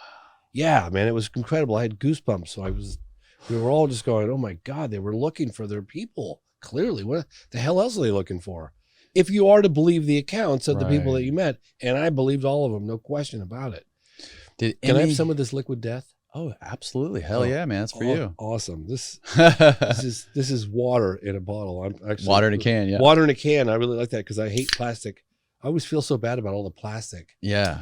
So this is death to plastic. Aluminum. Murder your thirst. Murder your thirst. I'm gonna do that right now.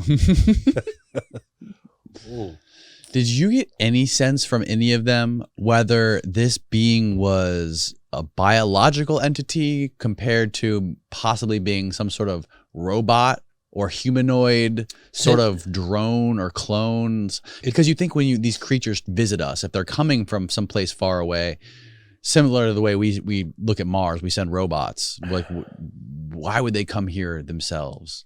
So there's so many unanswered questions, but according to the witnesses that I interviewed personally, that being was a sentient being. It had emotion, it had intelligence, it had fear, it had, it was cowering, it was scared, it was non-threatening, it was scared, and it was feeble and having a hard time. So, I mean, it's kind of sad, you know, when you think about it. I started thinking like, gosh, you know, how did they treat this thing? You know, were they kind to it? Did they try to make any kind of communication? What did the authorities do? How long did it live? Did it live for weeks or days? I just wish I knew, you know? I need to find the counter, like once it left the soil, the Brazilian soil, and we have very compelling testimony that it did. What happened to it? Was it alive? How long did it live? How long did it live? Was there any level of communication with it? You know, all these questions I have unanswered. I'm just dying to know. And I'm going to continue researching this case in the United States because I'm going to start finding out.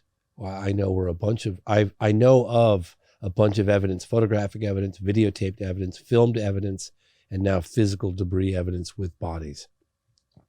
I'm very confident that some unknown government agency or outside government agency, whether it's an independent contractor for the United States government, has got this stuff. Now, my objective moving forward is, where is it and who has the authority to release it? And I want to know if there are any Americans out there that were involved in this case. In fact, if there's any of them listening to this podcast right now, please reach out. They can get in touch with you, or they can email me at James C as in Charlie Fox, James C Fox at gmail.com. And I'd love to hear from you. What are the obstacles for you in order to get your hands on footage of something like this, or photos of something like this? Like, what are the biggest obstacles? What do the people that have them have to lose? The people, unfortunately, are terrified. People that the higher the stakes, this has been across the board with pretty much every case I've ever investigated. You have people that are just legitimately scared, and the more better evidence they have, the better the encounter. Like the girls encountered this thing, and the mother had men in suits come and intimidate her, and I absolutely believed her, no question. The guy that watched it crash had men in suits come up to him and intimidate him, scared him, spooked him. People with photographic or videotaped evidence are terrified. I can't emphasize that enough. Let's just speak hypothetically for a moment, okay? Mm-hmm. Obviously, I'm covering this case. Clearly, I want to uncover photographic, videotaped evidence. I mean, come on, man, it's obvious. If you don't think I'm going after that, then you need to readjust your thinking. There's nothing, it's the Holy Grail, right? How do you execute? Let's just say, hypothetically, that you did identify someone with evidence like that, and you offer them a significant compensation for it.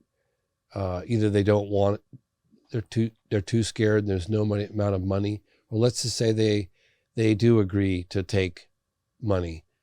How do you get $100 grand or $200 grand cash into Brazil? You can't even take more than 10 grand with them asking you questions. They're watching you. I know the military base is watching me. They've already called all around to half the witnesses I've talked to. Send them Bitcoin. Yeah. I had some people say, yeah, some of the alternative currency, but you know, how do you do the handoff? How do you get it out of the country? Do you upload it to a server? Like, this is all logistical things that, and then you have people that are just terrified. I mean, look at Eric Lopes, the driver of the car. He's been in hiding for 26 years. He threatened to shoot everybody when we got to his property. Yeah. He's not messing around. What did they tell him? Right. Like, you know, is it not just threatening him, but his family? Like, what would get a guy to literally say he was going to shoot he wouldn't even give a statement to the family of his buddy who was in the passenger seat. Like, think about that for a minute. He wouldn't give a statement to the family of his buddy who died after handling that creature. What on earth? Like, he grew up, those two grew up together. They were good friends. Like, the fact that he, you know, I mean, isn't that, so you just kind of have to, you know, fill in the blanks a little bit. It's not easy. It's not easy going after, you know, videotape photograph. That stuff has a weird way of disappearing. It's horrible. I know. It's like, I mean, there's nobody on the planet probably trying harder than I am. Yeah. And I mean, no civilian that I could think of. I'm giving it 110%, 24/7, you know? And I look, I'll be incredibly satisfied if our film comes out and it triggers other evidence and testimony to come forward. Right. And that maybe that's a part of another project that somebody else does or I do. I don't really care. I want it out. But of course, of course, we know there's that kind of evidence out there. We know that.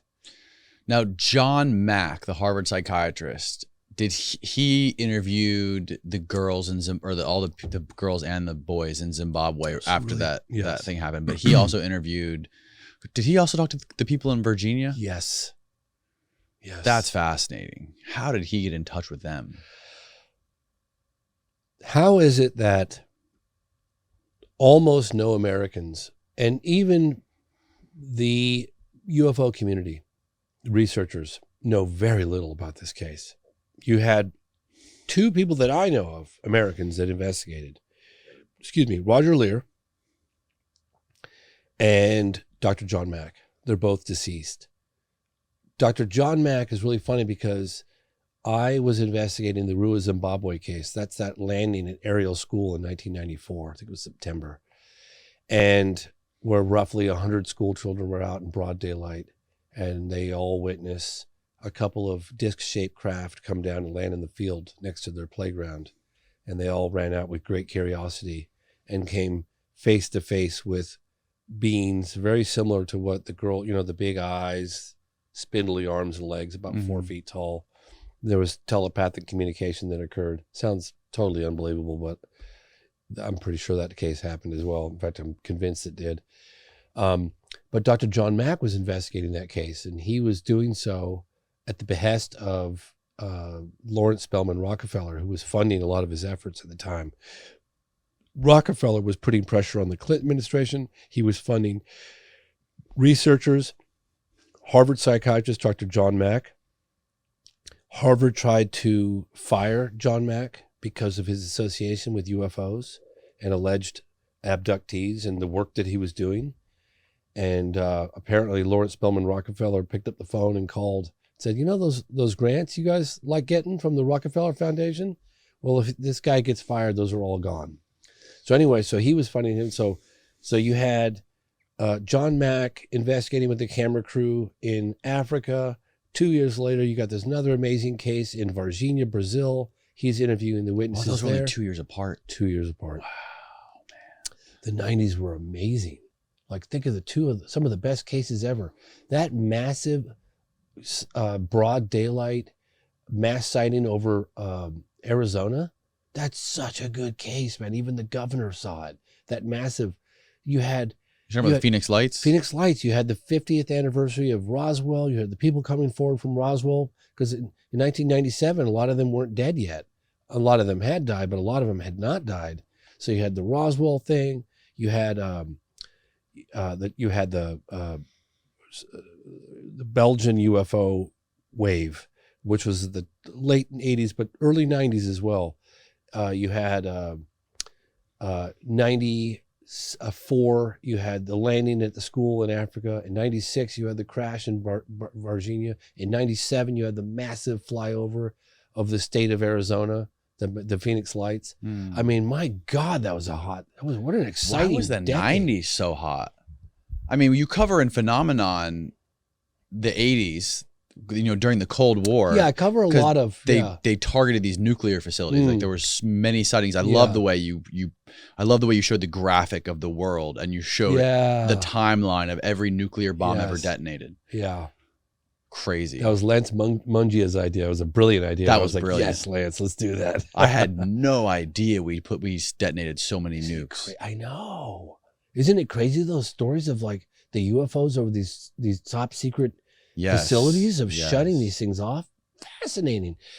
That was an afterthought, because I was pretty much wrapping up the phenomenon. Of course, you got the front page of the New York Times revealing that Pentagon UFO program.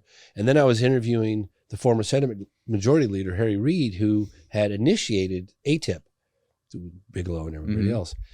And I don't know why, for some reason during the sit-down interview, I didn't ask this question, and that was bad on me. But when after the fact, I was walking, I said to Senator Reid, hey, do you mind really quickly if I get a quick B-roll shot of the two of us walking? And he's like, okay. And he had just a couple minutes.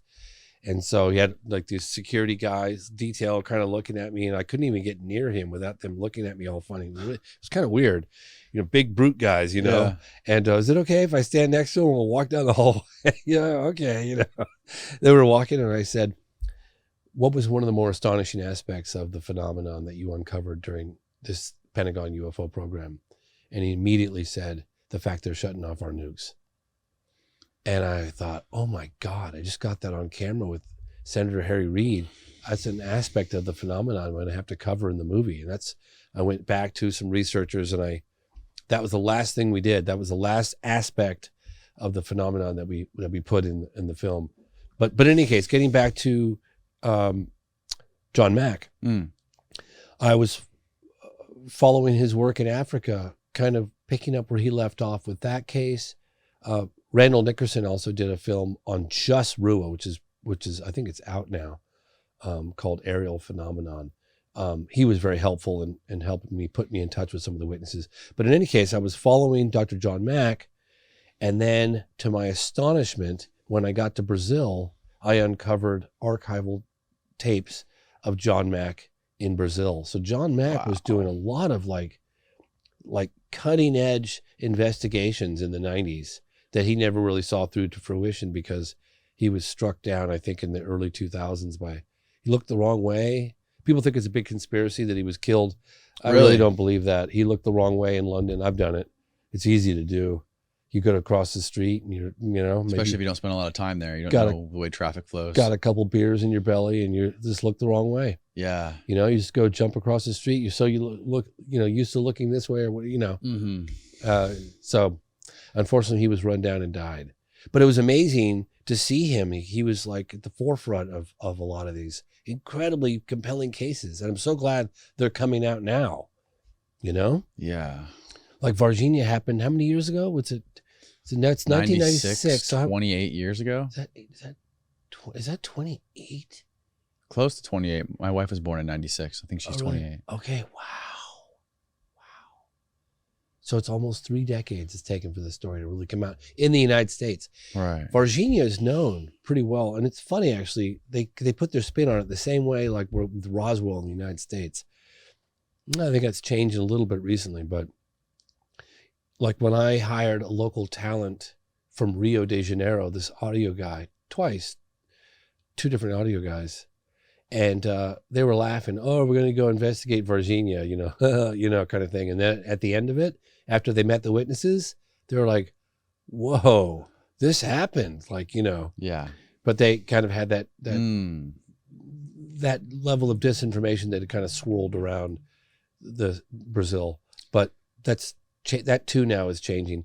And I think there's going to be a lot of questions once this film comes out. Yes.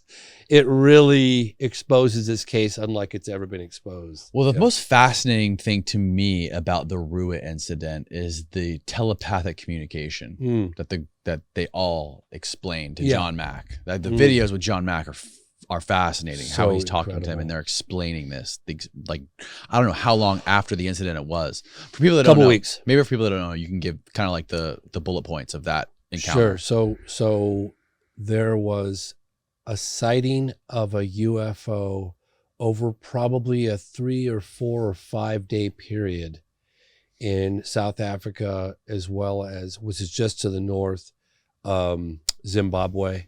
Harare is the capital of Zimbabwe. And then there's a school in a town called Rua, which is maybe an hour, 45 minutes away from Harare. And the school's called Aerial School. And it was like, I want to say September 1994. And there were roughly, they'll say 66, but no, there were roughly, I went there and I talked to the teachers. There were roughly 100 school children playing outside during recess. It was like 10:30 in the morning. And they suddenly saw these objects that looked like a disc. And they were coming down and landed. And the next thing they knew, and a lot of the, either the kids all saw the UFO, some of them saw the creatures from further away, others saw the creatures face to face. Like I would ask, you know, some of the witnesses, well, how close did you get to this being or whatever you call it? And they were like, oh, arm's reach, like I could touch them. Yeah. And there was this apparent, within, I think, a week or two, Dr. John Mack, this Harvard psychiatrist, again, I was telling you, he was being funded for research, general research on the phenomenon by Lawrence Rockefeller, gets a camera crew and flies to Africa and goes to aerial school, and within a week or two. And so he interviews, I think it was 66 kids on camera right after it happened, all talking about what they saw. Some of them had a download. They would look at the creature in the eyes, and that's when there was a communication with imagery. And they were talking about imagery, yeah. So I'll talk about the communication. I can also talk about another thing, which is kind of crazy, but they had this telepathic communication they described as like images of environmental destruction, fires, like the earth is like we're having an impact, a deleterious impact on the earth, on the environment, our presence, technology, this kind of thing. And the kids were young. They never thought about climate change. It was 1994. I mean, you know, nobody's written anything about climate change. That was in the mainstream. So they reported that. But also, and this didn't make it in the film, and this is something that I've only shared a couple times, but it's something really delightful about this. So I heard this directly from the witnesses, the children, now adults. They said, so they had these very defined areas of the playground because it was Africa.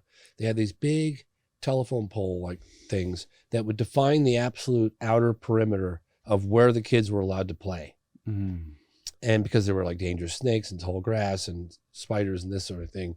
So everything was like groomed within that area, and then the children weren't allowed to go beyond those poles or telephone poles.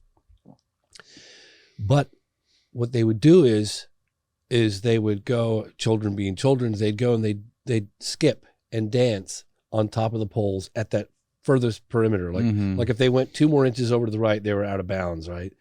And they would skip along there. And apparently, according to some of the children, these beings were mimicking their behavior and skipping with them, dancing with, yes, I know, it's kind of a benign encounter, but they were mimicking their behavior and kind of just, yeah, isn't that weird? Wow. That's super weird. I've never heard that part of that. Yeah, I know. I didn't put that in the movie, but I thought that was something delightful about that. That it was a very benign. Why would they be doing that? Well, they said to me like this, because when I meet a witness, I always want to know. I like, sometimes I even close my eyes and I say, put me there. I want to be there. I want the reason why I close my eyes is because your words need to recreate the scene, right? And if my eyes are closed, like, what am I looking at here? Okay, how far away were they? What was the sky like? Where were you? What were you standing? Like, I want to know every aspect of it. And this witness said to me, have you ever been out in the wilderness, like in the middle of nowhere, and had an encounter with a wild animal? There's this standoff, this moment where almost time freezes, where you have like a level of curiosity from both whatever it is you're looking at, the wild animal, and you. It's like you're both frozen and you're observing each other with a level of curiosity, a piqued curiosity.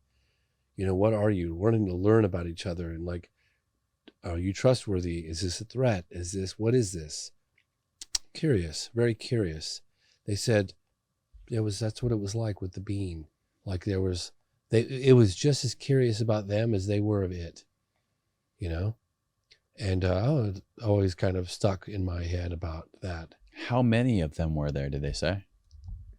Well, there were, according to the witnesses, there were multiple UFOs. One was bigger than the rest. And I want to say and they would appear here and then come over here. Several. Several of them. Yeah, several. Yeah. Can you pull up the pictures that they drew? Oh, absolutely. Jordan? Yeah. Can you see that okay? Yeah. Yep. So that shows 3 of them, 1 in front, 2 behind. And this is corroborated by a bunch of the children that were there. Oh my God. Are you kidding? Like so many children. And this was drawn, I think this is, I'll think of her name in just a second. Does she put her name on the back? Gosh, why don't you put your name on here? Well, it'll come to me. Anyway, so. Okay, that's interesting. That shows like 8 of them. But again, I don't know if there were 8. Like some of them said we saw 1. Others said we saw more than 1. Uh-huh. You know. Some of them, yeah. Most of the kids saw more than 1 UFO. Most of the kids saw more than 1 UFO. Mm-hmm. And yeah. multiple beings, more than 4 or 5 beings. But not all the kids came within arm's reach. Okay. Only a handful came that close. They were gathered around. So I wanted to share something really crazy because I was in Africa, and right after I left Africa, I went and I investigated another. That's wild. I know. I went and investigated another UFO landing case at a school. In this case was Westall, and it occurred in April of 1966. Okay. But there were like all over 300 witnesses to this case. 300 witnesses. Over 300, including and the this science is a school professor. in Australia. Okay. Outside Melbourne. Okay. Westall, I think it was Westall Primary or something, but it's called the Westall Incident, 1966. So I was just in Africa, okay, and I had some of these drawings with me. I was just kind of sharing them a little bit, you know.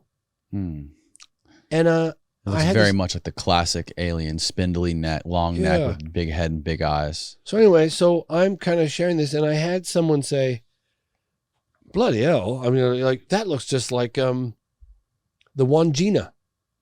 I said, the Wangina? He said, yeah, the Wangina from their 4,000-year-old cave paintings here in Australia. So I looked up Wangina, and I don't know if and look at that on the upper right hand. 4,000-year-old rock art. Yeah, so click on that one on the upper right if you can, the big one. Yeah. And I just have to remind your audience, this is 4,000 years old. I mean, hello. Do you see some resemblance? I mean, yeah. It's kind of crazy, right? They look exactly the same. That's what I'm saying. It was spooky to see that. The resemblance. I mean, these are children in 1994. It looks like a snake slithering in between all these heads of these creatures.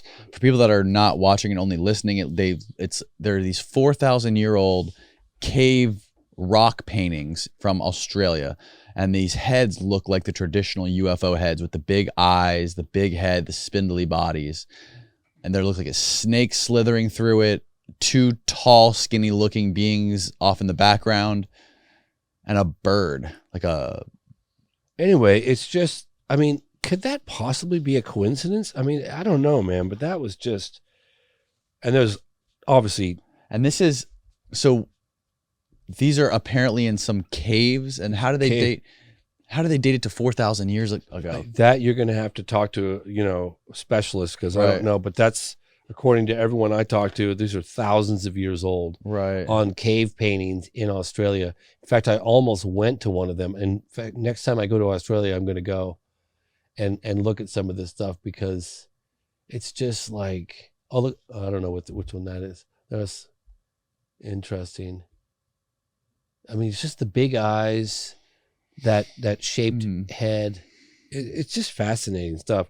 And I think this is like the historical, for your audience listening or even watching, you can check out there's a book that's put out by Jacques Vallée, and it's called Wonders in the Sky.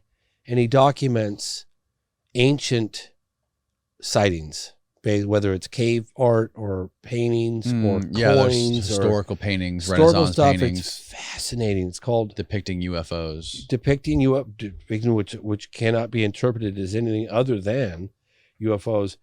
Anyway, there's one drawing that I brought in this briefing document that I was talking about earlier. Yeah, you can pull that one up, Jordan. I think you have that. Yeah, one we were looking at earlier. Painting the Madonna. It's in a right there. Yeah, there you go. So the Madonna with Saint Giovanni. Yeah, there's lots of these old Renaissance and paintings from like the times of antiquity with religious depictions of Madonna and Jesus and the Virgin Mary with strange objects in the background. And I think this one shows a guy looking up at it in the sky. If you can click on that, and if you zoomed in, you could see there's a guy standing there with a dog and they're looking up at it. So can we go back to Australia? Yes. This is Westall UFO case. Mm-hmm. So I went to Australia right after Africa, and I was fascinated because it's so hard for me as a researcher to imagine how a mass sighting like a school could happen in broad daylight and that the whole world wouldn't know about it.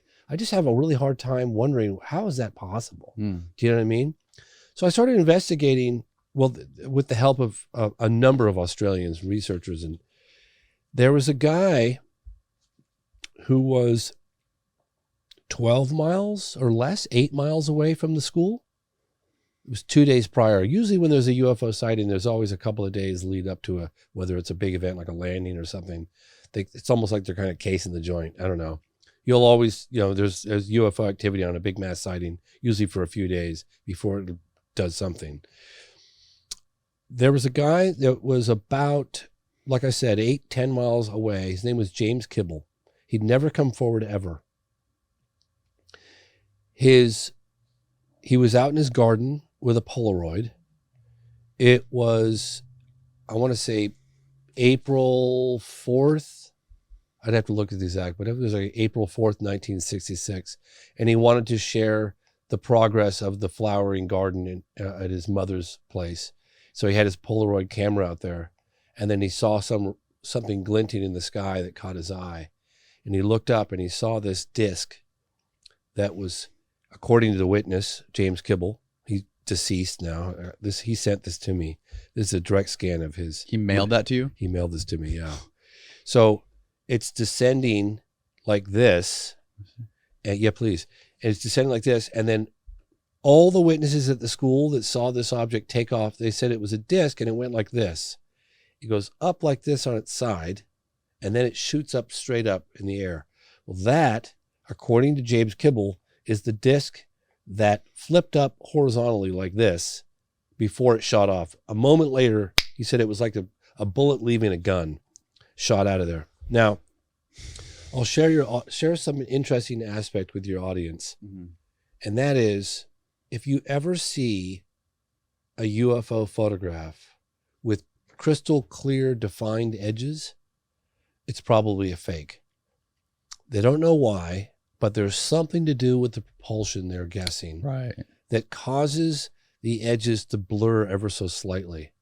Like if you look at a legitimate, bona fide, good photograph that has been like scrutinized to death, like 1950 McMinnville, Oregon, or 1964, 65, the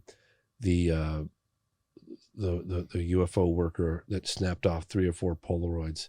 I'm looking at his face right now. It'll come to me in a second, but you'll see that the edges are slightly blurred.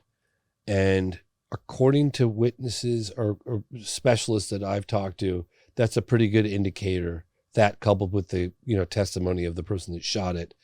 Santa Ana, Rex Heflin, 1965, he shot, I think, 3 or 4 Polaroids. And the edges, great pictures, points of reference, broad daylight, light reflecting off the object, fantastic. If you zoomed in on it, on the originals, the edges are slightly blurred, just like this one. But this is like a metallic structured object that went from this position to this position and then shot off at high-rate speed. Well, it's interesting. That's exactly how Bob Lazar described those things flying when he was on S4 testing those graphs. I learned about that later on, and you talk to the witnesses.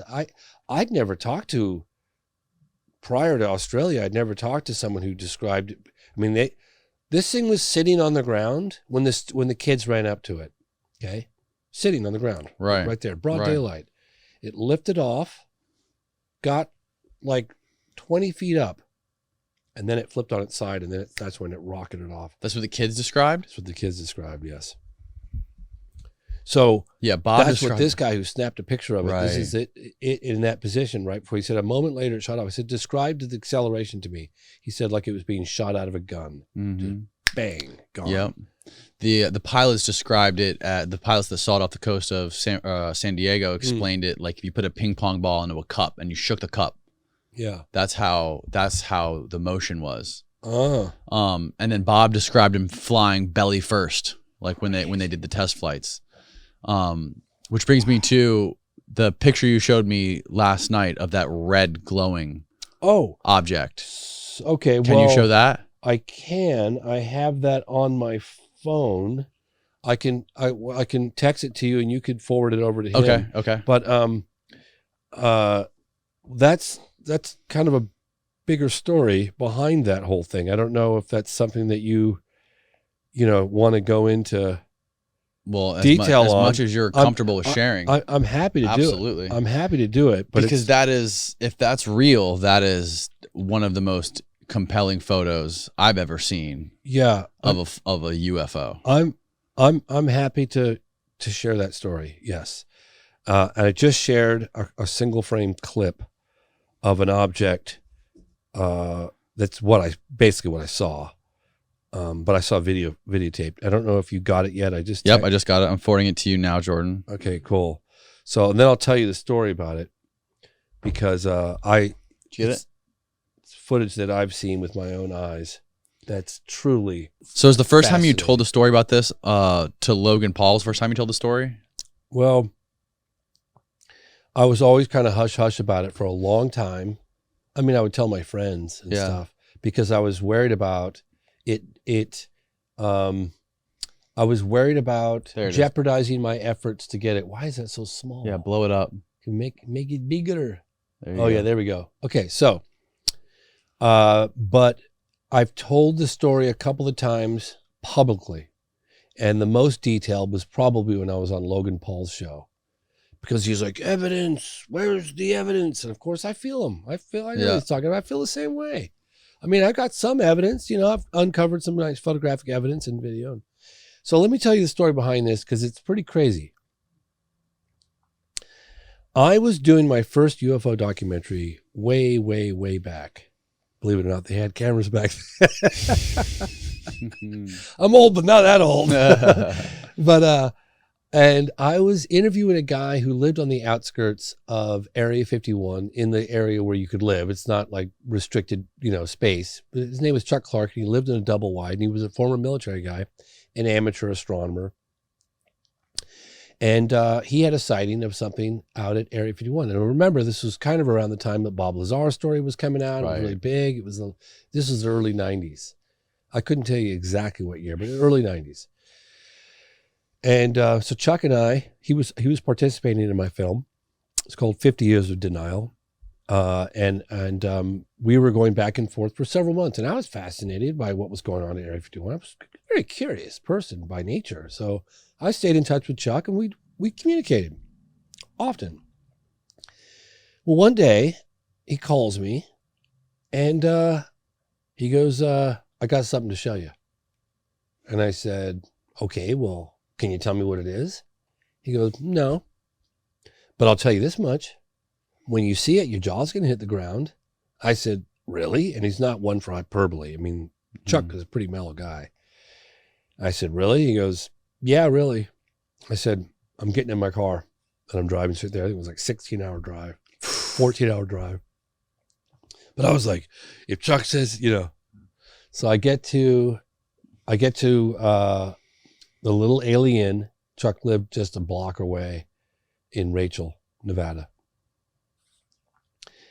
Go and do his double wide. Super clean trailer, very nice, like beautifully air conditioned, nice, very clean, nice situation. And he's got a TV and he's got a VHS tape.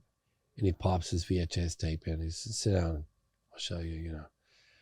And I see two guys on, all I can describe is like the typical road trip. They're listening to tunes, they're filming out the window, they're goofing off next to the, they go into like the little alien and they're posing next to the little alien, you know, just goofing off, just on a road trip. Yeah. Going to check out Area 51 after all the publicity that Bob Lazar gave Area 51 was a ton. The first time, right? Mm-hmm. Bob Lazar's story came kind of public in 89. It was like 93, but still it was like making, you know, people were doing tours Area 51 and there were areas that you could go to and look down onto the base that had yet to be closed off. If you knew what you were doing, you know what I mean? You could still see the base. That doesn't happen anymore because they bought that section too. But anyway, they're goofing off. They're posing next to the ET sign, blah, blah, blah. And then all of a sudden the car's parked. They're in the car. The car's parked. The camera is on probably the armrest and it's crooked. It's not like level because it's just cocked a little bit. And the camera's filming the dashboard, a little bit of the windscreen and the, like the heater and the vents and all that stuff. And they're arguing. And what it sounds to me like, you can't see them yet. You can't see them.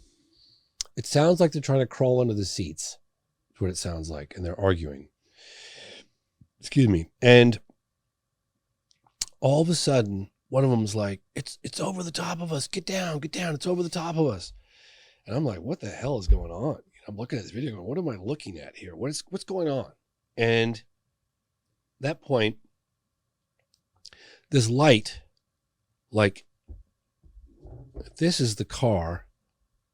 There's a light source above it shooting directly down and it's lighting up the inside of the car, okay? But not normally like if you just had a spotlight with a helicopter. No, this light was like a yellowy orange and the shadows inside the car, you couldn't see the light. You can only see the effects of the light. You couldn't see the source of the light. The shadows on the inside of the car were eerily moving around like the source of the light was on a pendulum because it was kind of like this. So all the shadows, I'd never seen anything like it on the inside of the car, were moving around very fluid, super smooth and fluid, right? It was no abrupt stop or back and it was all fluid. And one of the guys goes, you know, they were like, it's over the top of us. It's over the top of us. I don't know what the hell they're talking about. I don't know what the hell was over the top of us. I have no idea what they're talking about. Right. I don't know what I'm looking at. And at this point, the camera's still filming just the dashboard. Just the dashboard. Nobody has it in their hand. And I hear this, I'm getting out. And the guy's like, no, stay in the car. Stay in the car. I'm getting out. And he grabs the camera, opens the door. And I don't remember, like, pretty sure the camera pans up. You could see like the desert floor. You could see like tumbleweed. I remember seeing like I think I saw a tumbleweed. It was dark, but it wasn't like, it was dusk. You could still see outlines of the desert, right? Okay. There, outside, 100 feet is that, okay? Now, here's the crazy part. What I remember is that I'm looking at this thing, probably 30, 40 feet in diameter. You could have easily hit it with a rock. It's sitting in the sky, and it's magic. It's like floating silently. It's kind of rocking, like floating, like it's like a ship on the water. It's doing this. And the skin of the craft looks like it's alive, like the molecules are alive, like it's glowing, like phosphorus on a beach or something, right? And I'm looking at it, and all I'm thinking of is all the witnesses that I've talked to that have seen these things, at a loss for words to describe what the hell they're looking at, right? Do you know what I'm saying? Yeah. Like, because it looks alive. It looks like magic. Like you can't even speak. Like I was just like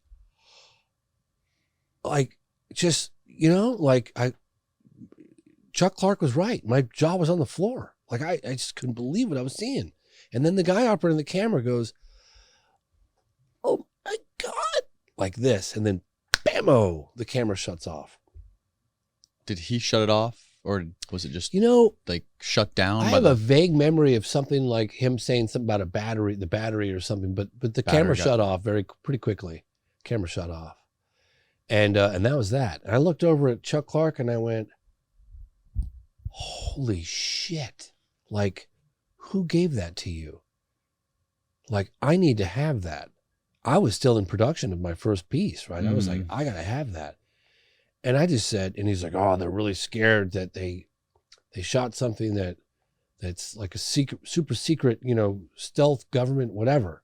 And they're terrified. I said, okay, well, fine. Give them my telephone number. Tell them I'll work with them. They could be anonymous. Right. I'll raise whatever kind of money. Are you kidding me? Like, just give them my number, right, Chuck. And I kept harassing him and calling him and calling him and calling him. And he had a copy of this video. He had a VHS copy of it, yes. And I hate to say this, it was probably one of my biggest regrets is I didn't run out of there with that damn thing. Had I known that it would never see the light of day, I probably would have, because that's not right. Like, they could be anonymous, make a copy of it at least for. How did you get? Can you tell me how you got the screenshot? There's a photograph that was taken in France. Okay, I'm sorry. I'm just trying to reveal what I can reveal comfortably here. Okay, that's fine. I do have screenshots that was given to me about a year and a half ago. I got contacted. I talked about the story on a podcast. I just one day said, the hell with it. I don't care anymore. Like, what good... Everybody needs to know I saw this footage with my own eyes. I swear on my life. Okay. And I knew there wasn't, and I look at a lot of photographs and video. There's nothing on this one. Okay. And not only that, but usually when I look at a photograph or some video footage, I'm highly dubious. It's fake. It's been not even 0.001% of me said that. This felt the most authentic stuff. It was just old enough to be before all the special. No, this was phenomenal, man. Okay. Trust me when I tell you this. This was the most this is the gold standard by which we're all going after the definitive piece of videotaped evidence. This was it. Okay. Right. It was like, this is the holy grail of evidence. And I saw it with my own damn eyes. And the fact that I can get my hands on it. Anyway, about a year and a half ago, maybe it was 2 years ago, I don't remember. I said, the heck with it. And I publicly told the story on a podcast. And I get contacted by a guy who's a PI. Says he does private investigating. He finds people. Yeah. He's like, I heard your story, man. It's unbelievable. I'm going after this guy, Chuck Clark. I said, yeah, go for it. Don't mention my name. Chuck won't talk to me anymore. And so I said, good luck. Let me know how it goes. And he finds Chuck Clark. And he goes, I got his number. I said, well, give him a call. So he did. And so he, about maybe a year ago, he went out and met Chuck Clark, and Chuck still had that same VHS tape, and it was pretty degraded. But Chuck actually let him keep a couple frames of it. I don't know, let him shoot a frame off the TV screen. That's not one of them, but that's exactly like that. Somebody sent that. I don't know where that particular object, I don't know exactly where that came from. Somebody texted it to me and said, is this what it looked like? I said, yeah. Now, the difference that I remember is that the one that I saw had like if you took a pie and you took a knife and you symmetrically cut pieces of that pie, very symmetrical, but you didn't remove the pieces. You just made the seams. Right. Okay. Those were darker. There were like lines that were darker, like it was like it was a pie, but it wasn't taken apart. Right. But they were perfectly symmetrical. And I remember that. And I don't see it there. But in terms of like the color, orangey yellow and glowing like that, that's what it looked like. Like it was alive. Like it's phosphorus. That's so weird. Yeah, I know. And being that close to Area 51, it was right there. It must have been a test flight by one of the people there. Could very well have been that. Could very well. I have no idea. But that's what I saw. And it was flipping. It was magic. It was like you look at it and you have nothing to relate it to because you've never seen anything like it. Right. Not even remotely like it. It's so foreign to your eyeballs. Like seeing those shadows on the dash, the way they were moving. I'm like, the only way you could recreate that is to have a light on a pendulum above a car at night that's bright enough, like, and it's moving so slowly. Like the shadows were moving around in this fluid motion on the inside of the car with this light source coming above the windshield. It was just like, you've never seen that before. Mm-hmm. How would you see that before? And then when you see the object, and it's not stable. It's kind of wobbling, like maybe slower, but it's kind of wobbling. Right. Do you know what I mean? Like if you thought of a boat on the ocean, the way it's kind of moving around the ocean like that. Yeah. That's what it looked like. It wasn't stable. It wasn't like, you know what I mean? The camera shut off, but did the kids describe to Chuck or anything what happened after that? Chuck wouldn't tell me. I mean, where is Chuck at? We got to find Chuck. Chuck's in Arizona. Yeah, he's in Arizona. Chuck, goddamn it, release the footage. Yeah. And when this private eye went out and checked it out, he said, "Yeah, Chuck said that he would never talk to you." He goes, Chuck said that he told, because he said to me, he said, "If you ask me again, I'm never going to speak to you again. If you ask me again, of course I'm going to ask you again." Like I was selling, I think it was Out of the Blue. I just sold Out of the Blue to NBC Universal. Sorry, my mic, away from the mic there.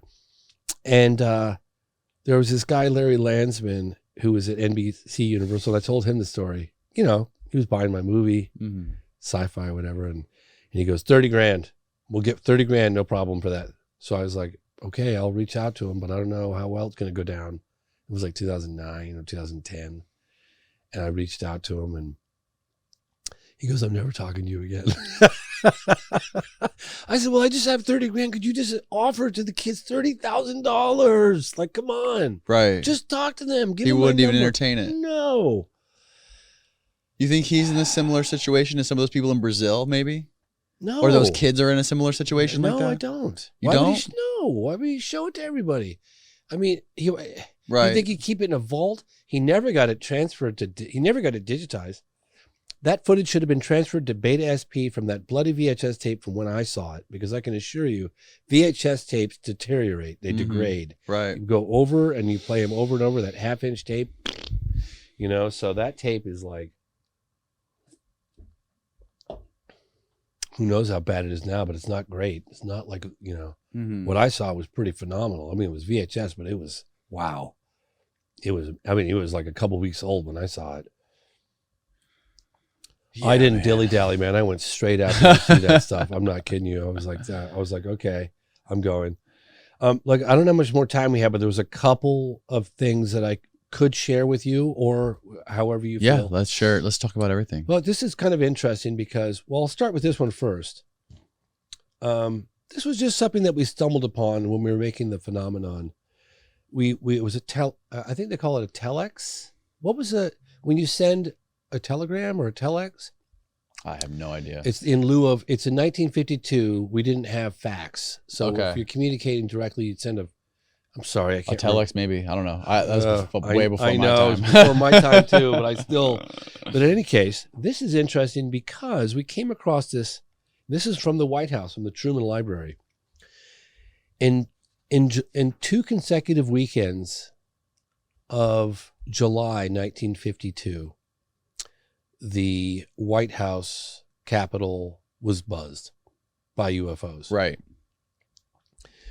I actually found through an archivist through an archivist, testimony from a guy named Al Chop, who was in the radar room the night that the pilot, one of the pilots in 1952, streaking across the night sky at over 500 miles an hour in the pitch black, and suddenly was surrounded by these UFOs. They were like, kind of could be described as Tic Tacs. They were small, circular, self-luminous objects that surrounded his plane. The testimony is phenomenal. They were given the authority, and we have the newspaper clippings to validate what I'm telling you. They were given the authority to shoot, and apparently they did shoot, and they attempted to shoot at these objects. We take a very hostile position, according to the witnesses that I've talked to, on unknowns. You know, I mean, it is oversensitive airspace. I mean, you know, the White House, the Capitol building, and it was 2 consecutive weekends. So there was this guy, president of the Rocket Society. His name is Robert Farnsworth, and he wrote a direct plea to, I guess it would have been then President Truman. And he said, it's really cool, I respectfully suggest that no offensive action be taken against the objects reported as unidentified, which have been sighted over our nation. Should they be extraterrestrial in origin, such action might result in the gravest consequences, as well as possibly alienating us from beings of far superior powers. Friendly contact should be sought as long as possible.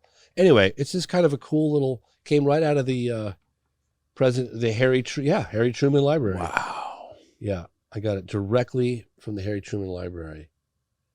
And I thought that was neat. And what I wanted to share with you is this photograph. This photograph here. This is... Up a little bit. You got it? Perfect. This is Parviz Jafari. He was a general. And in 1976, he had an incredibly dramatic dog, I was call it a dog fight, but he had an encounter with a UFO, him and several other pilots. And he tried to shoot it down. He got it in its sights, and he pulled the trigger to fire at this thing.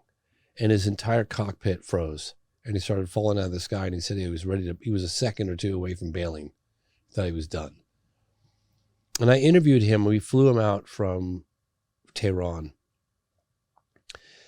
to Washington, D.C. to testify at the National Press Club event that I did, that I made that film about called I Know What I Saw. And on camera, all these years later, he's since deceased.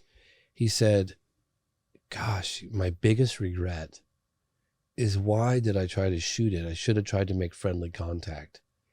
You know, I don't know, that really kind of left an indelible impression on me, hearing him say that.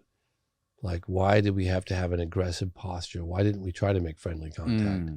You know, we're such an aggressive species. Yes. It's like, then you have to ask yourself, and it's all speculation, man. Nobody really knows, in my opinion, what's going on. But these objects chose a school to land in Africa. They chose a school to land in Australia. They chose a school to land in England. Is it a coincidence? Are the children they see as a benign presence that they'd rather try to make contact with? I'm just putting this out there. I don't know. But, that's interesting. You know, the military takes an aggressive posture. We shoot at these things. We have very credible reports of landings and contact at schools. I mean, with hundreds of witnesses on some occasions. So I don't know. It's just part of my personal journey. Sometimes I think, like, maybe if we weren't so aggressive and warlike, maybe they would make contact. I don't know. It's all, like I said, man, it's all speculation on my part. But you look at what the phenomenon does, and that tells you some things. But you also look at what the phenomenon doesn't do. all they have to do is hover over the Macy's Day Parade and it's game over. They don't do that. You know, you look at some of these abduction cases like Travis Walton, Fire in the Sky. I think it was 75, Snowflake, Arizona. And they got him. I'm convinced that he got in the way of the propulsion when he jumped out of the truck and was affected by it, the propulsion of the craft as it was spooling up and getting ready to take off. And they came back and got him. And when they 5 days later dropped him off, if they would have dropped him off in a location where he was captured or obtained, he would have died. It was the middle of nowhere. I've been there twice. Really? Yeah. They dropped him off. I actually have a photograph of the location if you want to see it. Yeah. They dropped him off at, see this one. They dropped him off on the outskirts of town that was just far enough away in a valley where they could swoop down quickly. This is a little prized possession I have. This was a drawing that, 10 or 12 years ago, Travis Walton, the key witness to the Fire in the Sky case, drew for me. Oh, wow. There's something about that. That's what the disc looked like. And he signed it. That's amazing. Oh my God. Yeah, look at that 10 years ago. So it's a ton of glowing. And then this. Oh, that's at the site. Yeah, you got it. Cool. Yeah, that's at the site. And the weird thing was, to like proximity to where the object was seen hovering, they cut some of the immediate trees as samples to look at the growth rings. And there was a pattern of accelerated growth within a certain proximity of where that object was over like a 20-year period, whatever it was, since, or maybe it's 30 years since that sighting. But what I wanted to mention that I thought was rather interesting was so much of what these alleged beings did with Travis. It's a very credible case because there were so many eyewitnesses, 7 of them. They all passed polygraph. But when they dropped off Travis, they did it so right on the outskirts of town in a little valley, so they could like dip down quickly, deposit him right on the outskirts, and then shoot off, minimizing the likelihood of them being spotted. Why? Right. But they also cared about his well-being, because if they would have dropped him off where they picked him up, he wouldn't have made it. Right. And so that tells you something too, right? Excuse me. It's a fascinating. So, you have to look at like what UFOs do, and you also have to look at what UFOs don't do. I mean, they do some pretty provocative things, but they don't make overt contact on a mass scale. Right. Why? Which is interesting. Very interesting. And the children aspect of it is even more fascinating. I mean, children, think about it. I mean, children they're the most open-minded. They're not set in their ways. Totally. They're closer to the source than we are. Yeah, they really are. They really are. Right. Well, James, thank you so much for doing this, man. It has been fascinating. I'm grateful for you coming and sharing all this information. Thank you so much for having me on the show. It was a real pleasure. I hope I didn't talk too much. No, you didn't. I wish you could talk more. Where can people find, when is the movie coming out, Moment of Contact, and where can people find it? So Moment of Contact is coming out in mid-October. There are a lot of streaming platforms that are currently looking at it. It's right now scheduled to be released on TVOD, which is iTunes, Amazon, Fandango, Vimeo, Hulu, all those streaming, those platforms of transactional download. But it would be great if anyone out there could just look up the trailer, Moment of Contact, and just spread it out, because the more views the trailer gets, the higher profile the film and the more leverage that we have. Also, if anyone's interested in seeing the phenomenon, you can watch it for free on Tubi. If you don't want to get commercials, you can rent it for $2.99 or something like that on iTunes and Amazon. If you buy it, some people go, why didn't you tell me this? Because I don't know, I never think about that. But if you do decide to buy it, if you want to buy it, you can get it on, I think it's iTunes, with 3 hours of bonus material. Oh, wow. And a lot of people, and for the same price you'd buy it anywhere else, but I think it's Vimeo and iTunes. But check it out. It's I'm pretty sure it's iTunes. They have bonus material. and that you get when you purchase it for $9 whatever bucks. I don't know. But if people that are really into it want to know that. Yeah. And so if you're going to watch it for free, watch it on Tubi. If you want to spend money, go to the cheapest place to rent it, which is like $2.99. Don't be cheap, you cheap fucks. Spend the money. No, I'm just saying you can watch it free too. I don't care. I don't do this for the money. It's obviously I have to make a living, but thank you for having me on, man. Absolutely, man. Thank you so much. And thank you for bringing all these amazing photographs and everything. It really made the experience so much more incredible. Oh, cool. Well, thanks, man. That was a lot of fun.